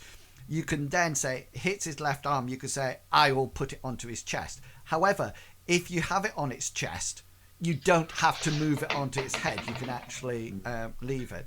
I was going to say, shift location. Say again, sorry. Oh, I'm sorry. Go on, Chucks. Some of them seem very powerful. Like? To use. For example, the one that I would immediately choose for Hengist would be Intimidating Scream or Shout. I was looking at that. It's on my list. If it doesn't cost an action, or he can just constantly do it. So when he goes into combat, it makes all the attacks any attack to him 1 grade harder. And then if it says making any psychological resistant rolls inflicted on an opponent 1 grade harder. It's not saying that his attacks are 1 grade. So what's a psychological resistant roll? Well, willpower, yeah. So, and the interesting thing about Intimidating Scream, it says it's quite specific. It says style encourages frequent yells and bellows in combat to intimidate foes. It's more like my sort of skill or barbarian sort of skill. Yeah, exactly. But I would be saying, in order for that to be in effect, it's all like the berserker type character who has that couldn't actually go up silently and creep up to, I'm behind you. Exactly. So yeah, and I just feel that it's one of the aspects that we haven't actually touched on. Well, I want to do siege warfare and have a trebuchet. that would be cool. Or just a tree bucket, whichever. Yeah, I think a tree bucket would be absolutely perfect. So I was just looking at them and thinking, it'll be worth maybe having a look, and if people want to. I think it's a one-shot, a one-off item. I think it's a good idea. If you get multiple of them, I think it would then become too overpowered. Yeah. So you'd be able to pick one thing from that list, and then if you can find a trainer to train in it, which would be great. But I think if you just got one every so often, it would make it just too unrealistic. I think the only time that I would, because initially I thought 80% only one like that, but then I thought it's a bit like, okay, there's assassination, which almost like leads to the thieves character, and then I'm thinking blind fighting also links to that idea in the of, dark and then I was thinking hidden weapons also sort of like matches so nefarious. And all of a sudden and even things like do or die, you fight with 2 daggers. It almost like gives a real depth to that character, in its combat skills. We have had them in our, with certain characters, haven't we? I seem to remember that the merchant thief, that flat battery. Oh, I remember. He had do or die, yeah. So he could use the special effect flurry. So anybody can use flurry. Anybody. It just means that as long as you've got a spare limb, you're fine. So you literally hit with a weapon, and then you hit with a knee, a foot, anything like that. That flurry is a special. Okay, do or dive allows you to do that special with a weapon, and that's the difference. Because if you think about it, your fist is only going to do what is it, 1d3? Oh, -1 for Mr. Balby. Yeah, so it's not. Flurry is not necessarily a good attack, apart from the fact that, and I was talking on the forums about Hengist and the skeletons, and they gave me lots of ideas, because I realised that sometimes Hengist's armour is so solid you can't get through it, and so there's no need to sort of like parry it at all. But it's really interesting if I start to give monsters specials, okay, then say for example Hengist said It's no, happened, hasn't it? Yeah. It has happened. It happened. Yeah. Bypass armor. then He did bypass armor and he went down in one shot. Straight down. and that's what I'm saying. That's why he carries. And I've always sort of like thought monsters need, mobs or opponents should we say, need that bit of knowledge, but as I say, I mean, there's things like a bull could use impale with its horn. Well, it's a nature thing, isn't it? Instinctively it would know that. Yeah. But one of the things that it said I was asking how other GMs deal with it, and one of the interesting things was somebody was saying that you could literally use grip, which allows you to grip hold of a part of the body.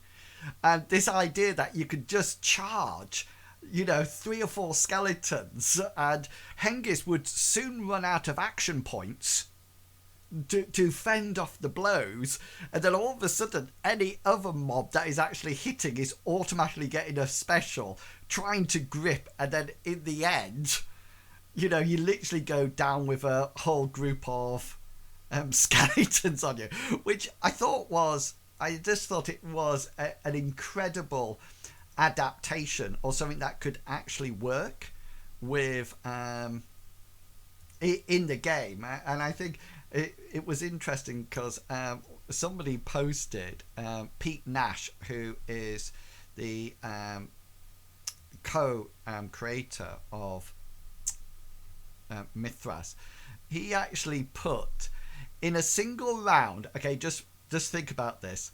In a single round, I was attacked by 2 spearmen, 2 crossbowmen, 5 hunting dogs, and an evil guy I was trying to deal with. What? That just didn't believe. It's just overkill. You know, and then he said, needless to say, other than the judicious use of luck, a crit or 3, and my armor-plated 6, I spent most of the combat on the ground suffering from bleeds, overextends, grips and trips, and a few times and trips the few times I managed to regain my footing. It wasn't a pleasant experience. I just thought, I'm going to do something like that. I just cannot resist. Well, in every game, once your characters get too powerful, you've got to up NPC power to match it to combat us. And that's why there's started to become spellcasters in the group, in your opponents. Well, it's like the merchant we met. That was a complete surprise and a complete kick in the butt. Yeah.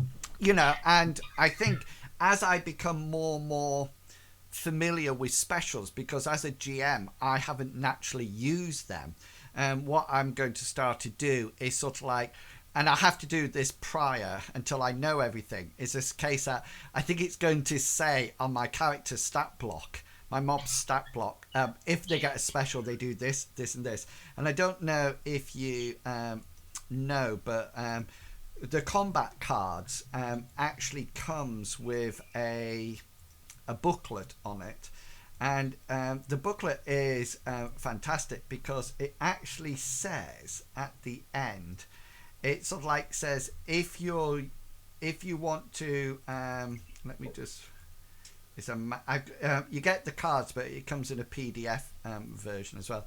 But it starts to say, like, if you're working against somebody who has high armor, use this. If you're working against somebody who's got this, that, and the other, do something else. And it's quite informative. So, yeah. So, what are people's thoughts? Sounds like fun. Yeah, definitely. Okay, then. So, what we can do, you can either I'll do Chuggerwugger and Balterby first, because I think I'm going to say, to start off with, that you have to have 80% or higher in your combat skill to actually get it. I think it's a stupid idea. Because it's not for spells. The other thing that I've been looking at is combat specials for spells. You know, so if, for example, you cast all the optional rules for sorcery spells. Where from? From the Mythras rulebook. As in what? Including what? Including the ability to... Death of 1,000 Tentacles. Where is it? The sorcery use. Alternate components for sorcery spells. What page is it on? It's on page 165. Swiftness. Used to hasten the casting of complex or heavy manipulation spells. Each point of shaping applied to swiftness reduces the casting time by 1 turn to a minimum of 1. That's good. That's a positive and a negative. A positive for the character, and negative. Used with spells which have the resist rate. Each point of shaping applied to fortitude allows an additional casting roll. Oh, I see it. Most favourable result. The reason I don't like some of those is because I think some of them will really change things. For example, due to something like precision, used with spells that randomly hit target location, each point of shaping applied allows the caster to adjust the dice roll by 1 to select a most advantageous location. Now, these are only sorcery spells. These are not theist spells. They're not folk magic spells. They're just sorcery spells. And but he expels a point of shaping. Doesn't he lose a point of magic? Or is I have a set number of points of shaping which I have to use to shape the spell. So at the moment, I use shaping to change the range, the magnitude. But you've got a finite amount of those, haven't you? It's not infinite. I have 10. It's a so skill. So the more times he uses that, the more times the quicker he's going to run out of shaping spells, shaping points. It comes back every turn. He has shaping. Right. Sorry. He has a skill called shaping, and I think you get X amount of shaping points for that skill. And you get those shaping points every time you cast a spell.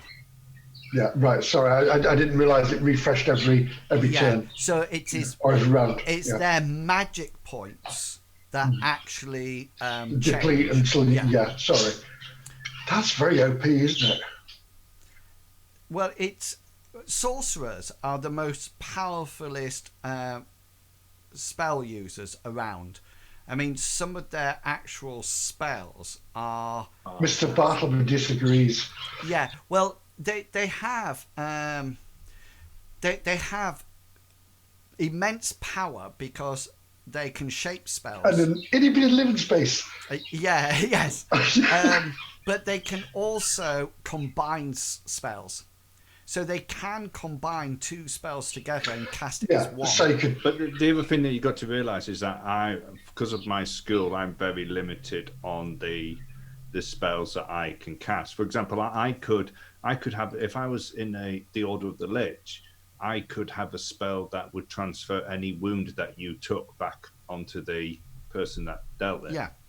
So you would take a major wound to your chest, and I would cast a spell and take it off you and give it onto somebody else. And that's why there's literally the orders of the mage, the white, black, blue, and red, and the spells are separated out between them. So people don't have they join an order, and then that order it's a bit like Bartleby, that Amriel only teaches certain spells. He can't just go off and pick a spell. He has to justify it. But Bartleby's, there's no level on Gulliver's spells. So all the spells are available to him at first level.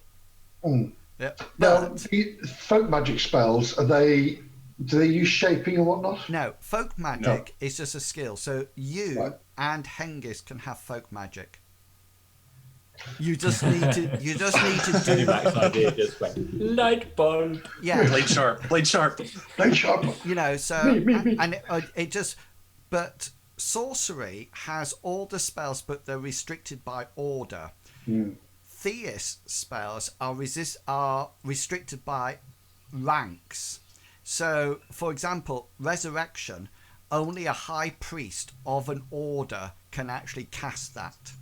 So Bartleby can only cast certain spells by increasing his rank. And that's the limiting factor for him. So he can only currently just take initiate or acolyte or whatever level is. Gulliver can take anything as long as it's in his order.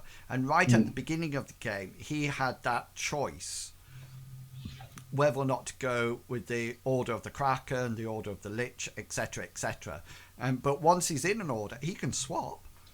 There's nothing against that. There's no legality about it. But his spells are set. The things that restrict the going into an order is that each one has specific skills that are required to be able to join. Yes. So that's what limits you joining an order. So when Gulliver had to look at which order he was going to join, he had to look at his available skills at that time. And then we could have worked around that because we worked it round with Bartleby. So the limited factor to the spellcasters are, the other thing is magic points. They have magic points. Everybody has magic points, so on your character sheet. Hengist has 5. Yeah, exactly. So if you learnt magic, I have 7. yeah, and you also should have something called tenacity. I I have. have 7. Yeah. So tenacity is what you use in spirit combat. That's your... So if a Go spirit, that fast when you get attacked. yeah. So it's a bit like what's it called? It's sanity, Yes, isn't it? yes. Yeah. Yeah. And it means that if I attack Gulliver as a spirit, he loses tenacity, but he doesn't lose his magic points. Because otherwise, both would go and that's it. Okay, then, so fighters have a think about the trait. Let's start with either Gulliver or Bartleby. And each one of you will have your, I think I put in 10 points and 5 for Hengist. So yeah, who would like to go first, Bartleby or Gulliver? You have a think. I'm just going to. So when characters want to increase their skill level, then what they do is that they roll a percentile dice and they add on their intelligence. So people who are more intelligent have a better chance of learning the skill, and they need to get the same or greater than their current skill level. So if somebody had 56% as a skill and they wanted to improve it, they would have to roll their percentage, add on their intelligence and get 56 or above. If they succeed with getting their skill level or above, then they roll a 1d4, add on 1, and that's the number of skill points. If they fail, then they still improve, but they only improve by 1 point. The other thing that can happen, if they have fumbled during an adventure and have not adjusted it, i.e. they've learned from the fumble, they haven't changed it to luck or by luck, then if they just had a fumble, then they will have ticked it off on their character sheets. And the first thing they can do, and they're probably doing it already, is just increase that skill by 1 point. Because even if you mess up, you still have the opportunity to actually learn something. At the same time, characters can learn new skills or spells. They cost 5 skill rolls. I think folk magic, I think that's 3, yeah. But they need to have somebody to teach them that. A lot of self-taught things are like increasing your combat skill if you're already proficient in it, etc., etc. The other thing that people can do, they can actually increase characteristics, i.e. their strength, etc. The interesting thing about this, and why I love Mythras so much, is that if you invested, say, 4 points to increase your strength, that at the end of every experience roll, end of every adventure, you have to keep putting 4 skill rolls, experience rolls, into keeping that strength high. And if at any point after a session you don't put it in, then you lose that strength and you have to start over again. And I quite like that, because it's almost like, you have to, you're not going to keep yourself completely beefed up unless you go to the gym every day, so forth and so on, because otherwise you'll lose it. Okay then, so who would like to go first, Gulliver or Bartleby? Mr. Pickle says that I have to go first. Okay, cool. Okay, so you have got 10 points, yeah. Yeah. Okay. So the first thing I'm going to do is spend 5 points, learn a new sorcery spell. Nice. The sorcery spell that I'm going to learn is called Enlarge. Oh, do you know? Just for the ladies. Do you want to know something? Yeah, increased fertility. Here we go. Can I just say that there was inanimate objects, unfortunately. There was a wonderful session in Dungeons and Dragons where, when I was DMing that the cleric enlarged the ranger. I remember that one. Yeah, looking back on it, the ranger's face was just sort of like, what? It's something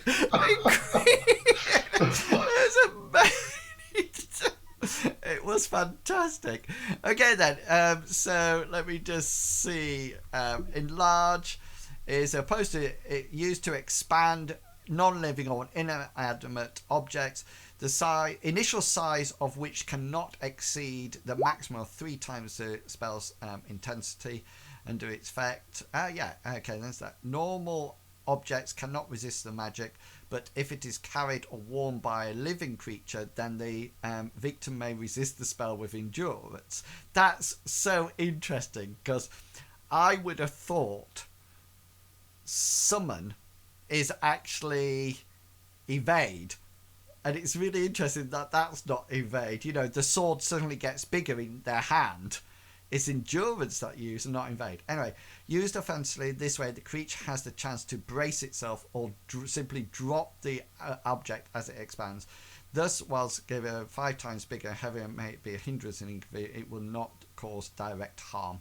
Additionally, the object will stop growing when it meets too much resistance. Interesting. We'll have fun casting that spell, and we'll do that as we go along. So that's 5 gone. Okay, so that leaves me with 5. So the first point that I want to, I'm sort of like going to put in skills that I've used last adventure, because cool. Especially ones that maybe I haven't used before. So the first one I want to put it in is drive. Okay. From controlling Brutus. So my current drive skill is 27. My intelligence is 14. 14, same as Mr. Bartleby's. So that's 1d4 plus 1.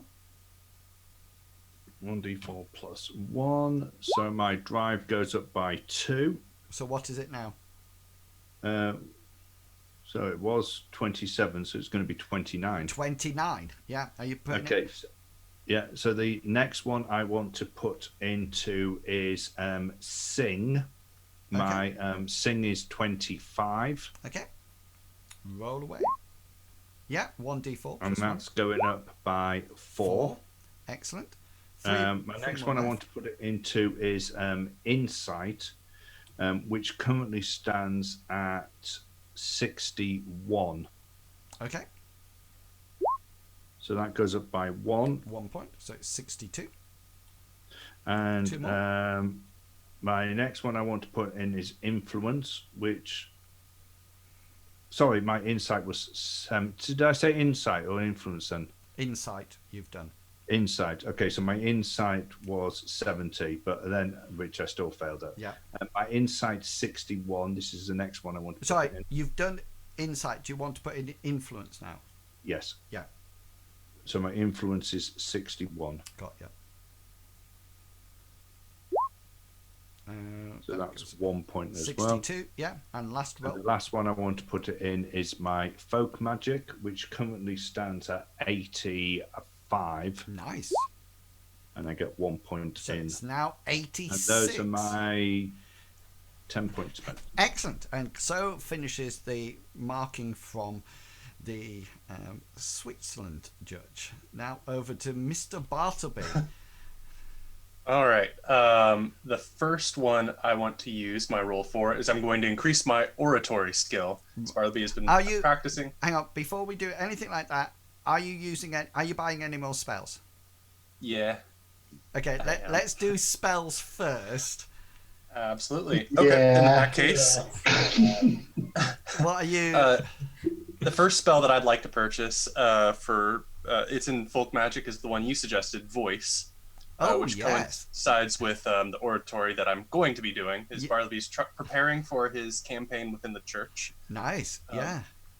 So that'll be 3 skill points. So that'll take you down to 7, won't it? Yes. And then on page 186, physical 185, I'm going to get a miracle. I checked your Excel document you gave me, and it says I should be able to get dismiss magic. Right, let me... Ooh. You'd want the page number. So. It's all right. It's in alphabetical order, so I can dismiss. Yeah, you're an initiate, aren't you? Yes, and the Excel document said that initiates in Amriel's church can get that. Yeah. So this is very similar to neutralize magic that Gulliver has. Yeah. This magic can be cast either a general target or a specific miracle or spell. Dismiss magic will eliminate a combined magnitude of the spells equal to its own magnitude. A spell cannot be partially eliminated when used against a spell of equal or lower magnitude. Then dismiss takes precedence. So do fear spells have magnitude as well? Oh, yeah, it's funny that you mentioned that, because I never have to spend any extra points or magnitude, or I mean shaping to change anything. I always have my devotion rounded up, so all of my spells are intensity 8 and magnitude 8. Yeah. Miracles have a default magnitude and intensity equal to 1/10 of the worshipper's devotion skill value. So basically how that's working is that the more devoted a theist is to their god, the higher their magnitude and intensity. Wow. A theist need not apply the entirety of the miracle's intensity if they wish to limit the effects of the god's magic. I just want to burn him a little bit. What I would need to, how many points of shaping? I suppose that's where the alternative things come in. So for me to do magnitude of 8, I need to expend 7 out of my 10 points of shaping. Which would then mean that I would have to limit the range and the duration of and the target of whatever I was. So I would only be able to dispel something within 15 meters and only one thing. Yeah, that is very true. However, how many points of shaping do you have? 10. So you could actually go up and touch something, putting all your shaping into magnitude, and actually dispel something that's in magnitude 11, which the theist can never do unless they increase their devotion.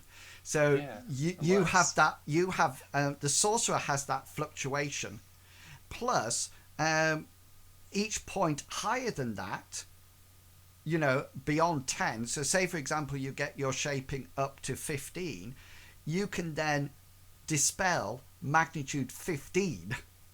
Well, Bartleby, a theist, can never do that. Because, their devotion would have to be 150%. 150, yeah. Yeah. But if he can get his shaping to 150... Theoretically, I could get my devotion to 150. Yeah.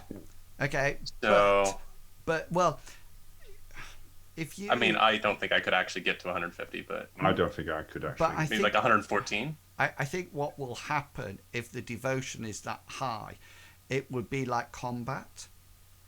It would be treated as a negative on the resist roll. Gotcha. See what I mean? Yeah. I was just interested. I didn't realise it had magnitude. Oh yeah, and intensity. Magnitude was. That's why Bartleby's shield spell works so well.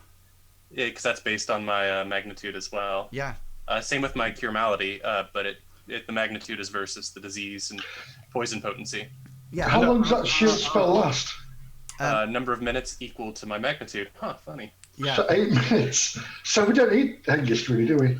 No. So, No, you don't need it at all. Just requirements. Yes.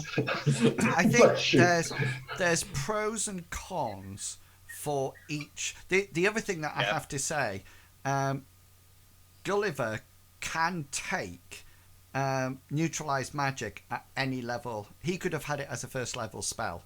When he first created his character.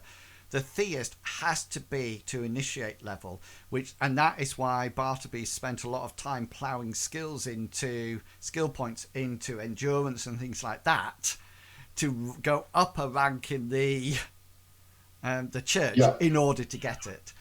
Theist, technically, I could have started with this one because I've always been initiate so far. I have to do something big to get to the next level. Yeah, which I do have the endurance for. Yeah, and then we can move that on. So, and I think that sorcerers are more powerful than theists, especially because they can manipulate. And remember, the other thing that Gulliver can do is fire 2 combat spells at the same time. That's very true. Which is just like, what? Well, Bartleby can never hold his shield up and dismiss magic at the same time. It's either one or the other. Any other spells that don't have a duration, like Bless, Protection, that lasts for the scene. Okay, so back to Bartleby. Where are we up to? I've spent 8 points with 5 for a miracle, 3 for a folk spell. Okay, and that brings us back to oratory, I believe. Yeah, so you got three left. Is that right? Two left. 2 left. Yeah. Because I've spent a total of 8. So my oratory skill is 41, Nice. and my intelligence, of course, is 14. So it's a D100 plus 14. Nice. There's some big money. I'm preparing for that speech. Yeah. Oh! I am preparing for that speech. We're all sitting. Yeah, you're all being Tell Bartleby. us a story.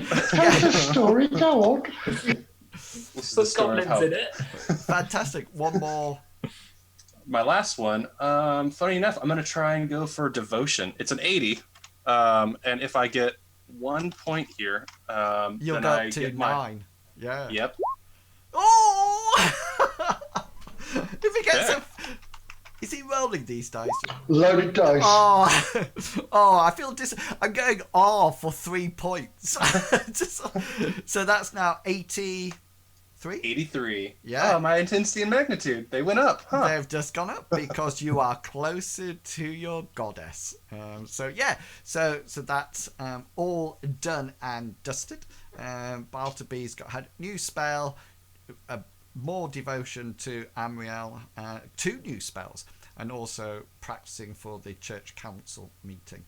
Okay then, who wants to go next? Hengist or Hazra? I'll go if you're not ready, or do you want to go? I don't mind. I wasn't going to pick one of the new combat traits this time. I was going to save up and get one next time because I've already planned what I want to spend my skill points on. That's absolutely fine, yeah. So Go for it. That's all right. I'll go first. Yeah, so you got 5. I have 5 points only. So first of all, I had a fumble. Can I just stop you there and say they're the best 5 points, aren't they? Yes. They're my only 5 points, not my best 5 points. My only. You haven't. Can you use luck to re-roll? I'll re-roll my character. Yeah, I could use luck. In experience, I was just wondering whether you can use it to swap numbers round or something like that. I don't think you can. No. So GM's discretion there. So I had a fumble in my housecarl skill, which is Hengist's main fighting point. Yeah. Fighting combat skill. So that would go up by 1. Oh, sorry. So that was on 94. It's now on 95. I've already done that. So he has 5 skill points. Yeah, experience rolls. First, 5 experience rolls. The first one he's going to do is endurance. So it's currently on 82. 82. And he has intelligence of 11. So that's a 1d100 plus 11. Nope. So that goes up by 1. 1. Yeah. Just find the right one. Then what he's also going to do is he's going to put a few points into his secondary combat skill, which is called Way of the Sword, which is him because he currently uses a 1.5-handed sword, so he can use it 1 or 2-handed. And Longshanks and I have been talking about this because Hengist always forgets his shield. Hengist has a shield. But He never. So my theory about this is that even though Hengist has a post-it on his monitor saying he's got a post-it on the inside of his helmet saying ward location, it's not happening. So my thought is, okay then, if you're not using this shield, you might as well ditch it and use it 2-handed. It'll take a while to get up, but you're quite tough as a tank, so even if you can't parry, you're going to take the blows and it'll be fine. But if you can get the other skill up, and I think what's the damage of your weapon one-handed? So the difference is 2 points. So the sword one-handed is a 1d8, right? And the sword two-handed is a 1d10, but it also gains sunder, so I can actually damage armor. Yeah. With it, which is quite useful. But then Hengist also has his damage modifier because of his size and strength, which is a 1d2. Yeah. Plus 1d2. So he could be doing a maximum of 12 damage with Yeah, a two-handed sword or 10 damage. which is a Quite a lot. huge amount of damage. I mean, how much does Gulliver have in his arm? How many hit points? I think it's 4. In my arm, 3s. 3. Well, I mean, Hengist has in the past, with his sword one-handed, cut arms and legs Yeah. and heads off. But with I it. was just thinking, if with somebody's two-handed. got 3 hit points in a location and you're doing a maximum of 12, then that is heads flying and arms flying left, right, and centre. You know, it's a huge amount of damage. Anyway, are you going to put all 4 then? And that's not him then buying a greatsword. No, I'm joking. You wouldn't do that. Yeah. Combat So, skill. are you putting all 4 in it? No, he was going to put 3 into that one. Okay then. So what's it at the moment? So it's currently at 52. So it's not too shabby. Anyway. No, it's not bad at all. That's higher than Bartleby's club skill, and he still goes into combat. So I'm looking for anything higher than a 52. Yeah. 72. So that's a 1d4 plus 1.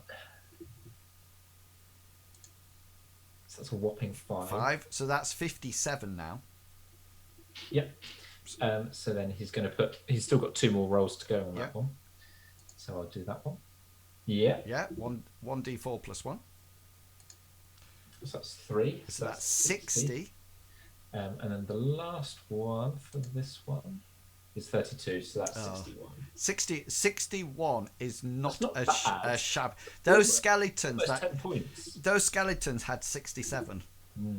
And then his final. Oh yes, skill he's got one roll. more skill roll. He's got one more. He's going into his courtesy skill because he was very polite to the old lady. Yeah. Okay then. So he's going to try and increase that. So it's currently on 48. So I need a higher than 48. He gets 78. Which that does it. Also 1d4 plus 1. Yeah. Goes up by 2. 2. So Excellent. that's at 50. And that's Hengist. And that's Hengist finished. So we're coming across now to Hazra. Hello. With your massive. My name's Hazra. No. With your massive 10 points. 10 points. Now, I was in the same frame of mind as Gulliver.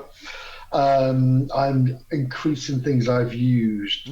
So my first one is going to be influence, which is my intimidation, isn't it? Which is a lowly 24. Oh. I know. My intelligence. And that is influence with wilderness people. Yeah. It's... Yeah. So here we go. This is something I should have started from day one. So it's 24 at the moment. I just glanced at the roll and saw 2 from Hengist's last roll. That's a fail. Yeah. So intelligence is 12 plus a 1d100, 30. So that's good. So 1d4 plus 1. No, so you get back 1. Yeah. So just up it to 2. Yeah. No. It's 1. No, I've made it. Oh no, I haven't made it. I've gone over it, haven't I? So that's fine. Yeah. What was your skill? 20. 24. 24. And you I've rolled got a 30. So Yeah. 1d4. Oh yeah, below it. Do I get below it? No. It's above. It's above. Yes, 1d4 plus 1. You said increased it by 1. Well, you rolled a 1d4 and a 1 came up. Did I? Yeah. Yeah. Oh, sorry. I clicked You the can't just button. keep rolling it. Sorry. So 2 in that case. 2. Then. I've not got the plus 1 there. So it's now 26. Yeah. So another point in that. Okay. So I'll do my reroll. That's Yay. all right. So 1d4 plus 1. 1d4. I'll click this button instead. There we go, 3. 3. So that's now at 29. 29. Okay, my next one is Law Nature, Law Nature. which is currently at 24. 24. Again, so I'm going to do my 1d100 plus 12, which is rolling. It's rolling the dice. Nice. 89, 1d4 plus Right. 1.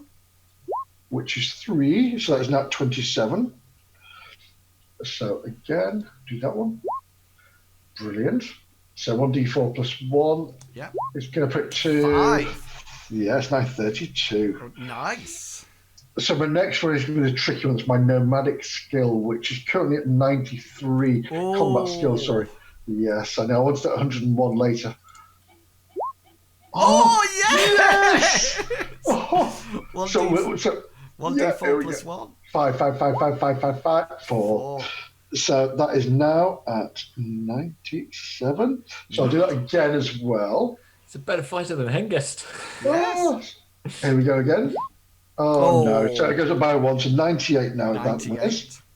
He didn't So- switch styles. That's very true. Yeah, it is very true. So my drive is my next one, which is 2 points. So he's been watching Gulliver drive his cart, and he's learned a few things there. So here we go. 104. Yeah, 1d4 So- plus 1. And 4, so that takes up to 27. Can I just say thank you to EasyPray 2015 who's just subscribed for 19 months, almost 20. Thank you so much, wow. EasyPray. Well I really done. do appreciate it. And I liked your game that you were playing on Smoky Sid channel earlier. So I hosted them, and then there was a guy on the channel was just sort of like, who's he? Who's he? What does he do? Or something. I didn't know who it was. They were sort of like doubting my streaming capabilities. It sounded like. Anyway, how many points you got left? Right, I've got 3 more. So here we go. 1 more into drive. Drive. So that's that. And 3 points. That puts us a straight 30. So my next one is Brawn, which is at 51, because he struggled to get his spear out of that spear. Oh yeah. Every time he was tugging and tugging. So he's free orated by that, so he's going to do Brawn, which he fails. This goes 52. Just leave it in next time. Oh no, leave it in. That's what. Anyway. Leave it in and that's it. The next one's survival, my last one, which is at 72. Nope, so it's not 73. Cool. There we go. All done. Okay, excellent. So that's all your experience rolls done. Can you make sure your character sheets are up to date? Because I'm going to update the cards that come up. So I need to alter people's skill rolls in that. So is there anything that... anything else you would like to do in your downtown? We're going to spend a month, aren't we? Because people are learning new spells.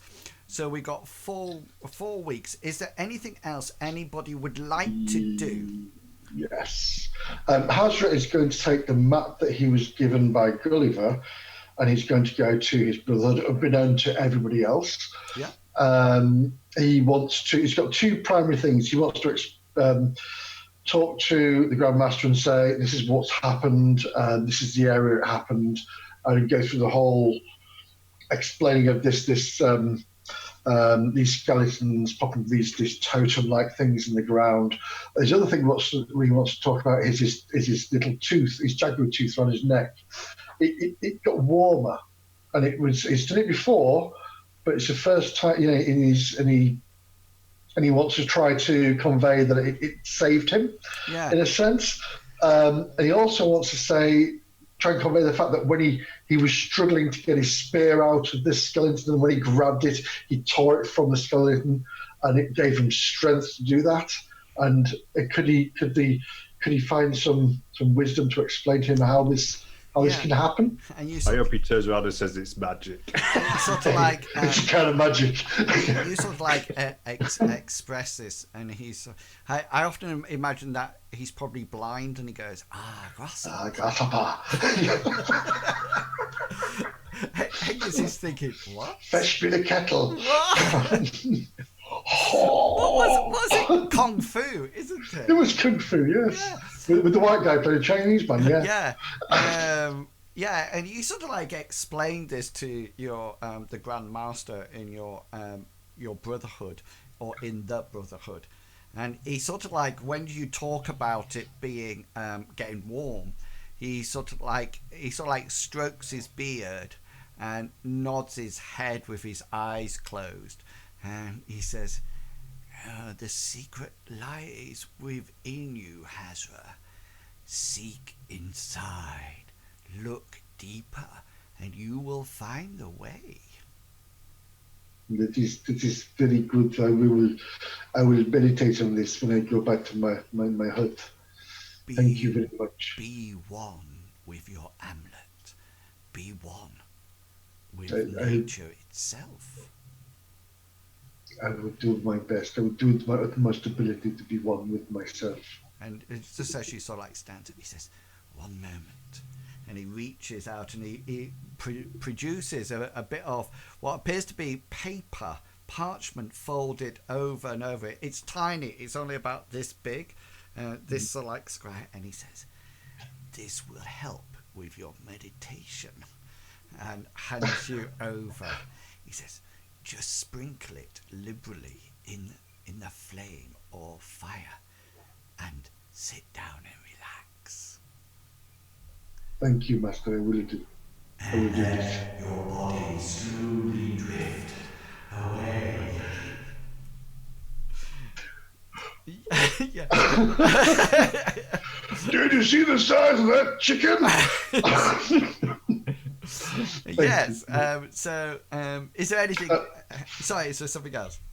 Yeah, I'll obviously any money that I do have, I've been giving it to them to look after, and whatever they want to do with it. But it is, I always take a certain amount out for myself, just to let you know. Yeah, cool. Okay then, Gulliver, Hengist, and Bartleby. Anything that you would like to do? Yes. Yeah, go for it. Bartleby would be doing two big things between learning these spells and miracles. He would be practicing, of course, to try and be prepared for his presentation to the church. And he's I love it how Americans say presentation. What? Because we say pres, but I think you say presentation. Yeah, presentation. Can't say maths either. Don't worry. No, they can't. Or tomato. Or automatic. So that's aluminium. Stop bullying Mr. Pickles. The second thing would be Bartleby would be keeping tabs on and checking in on Melissa's bar to make sure that Tiffin isn't suffering. Yeah, and Are you not putting her back to? Are you not? I thought I was giving her a choice and seeing if she was still there. Well, that's what I was going to ask. When you go to Melissa, I mean, obviously Tiffin is still working there. Are you going to give her the option to stay there or to return to Annalin's? Definitely the option. Bartleby doesn't want to trap somebody. He just wants to give another option in case Annalin is secretly like pouring acid on her or something. She sort of like thinks it for a while, and then she says, "Maybe for a couple of days, a week. Let me hands dry out from mopping the floor." And she glares at Melissa. And Melissa says, "Yes, maybe 3 days, because she keeps the whole of the bar awake with her hideous snoring." Well, that's good to know that there's some options here for both of you guys. Melissa offers you a drink again, by the way. I'll take a drink this time, because Bartleby probably doesn't have too much other. He's probably finished his preparations and is thinking on what he's planning on saying, and he's taking a break. Yeah, you sort of like Tiffin. Spend your time and you drink. What does Bartleby drink? Probably a light wine or a light ale. Nothing too high in alcohol. Everything in Melissa's bar is light. It's watered down several times, So, excellent. So yeah, so you sort of like sit there and sort of like, "Friends, Romans, countrymen, lend me your ears," as you continue to sort of like practice your speech, and Melissa just sort of like pushes. Every time you start to talk, she sort of like pushes the wine or fills up your wine as it carries on. Yeah, Hengist and Gulliver, is there anything you two would like to do? Sorry, No. Bartleby, was there anything else that you needed to do? No, that sums up what Bartleby has been doing for this month. Brilliant. Gulliver and Hengist. Yeah, nothing from Gulliver. Nothing. Hengist. Nothing in particular from Hengist. Well, although I have just noticed that there is a sword on the top of the tavern. There's a sword on a bookshelf in the tavern. On the picture at the very bottom right-hand corner. I've only just noticed that. Yeah, that's a scimitar that Gulliver gave me. I've just put it there. Yes, yeah. I hadn't noticed it. It was just a comment. Well,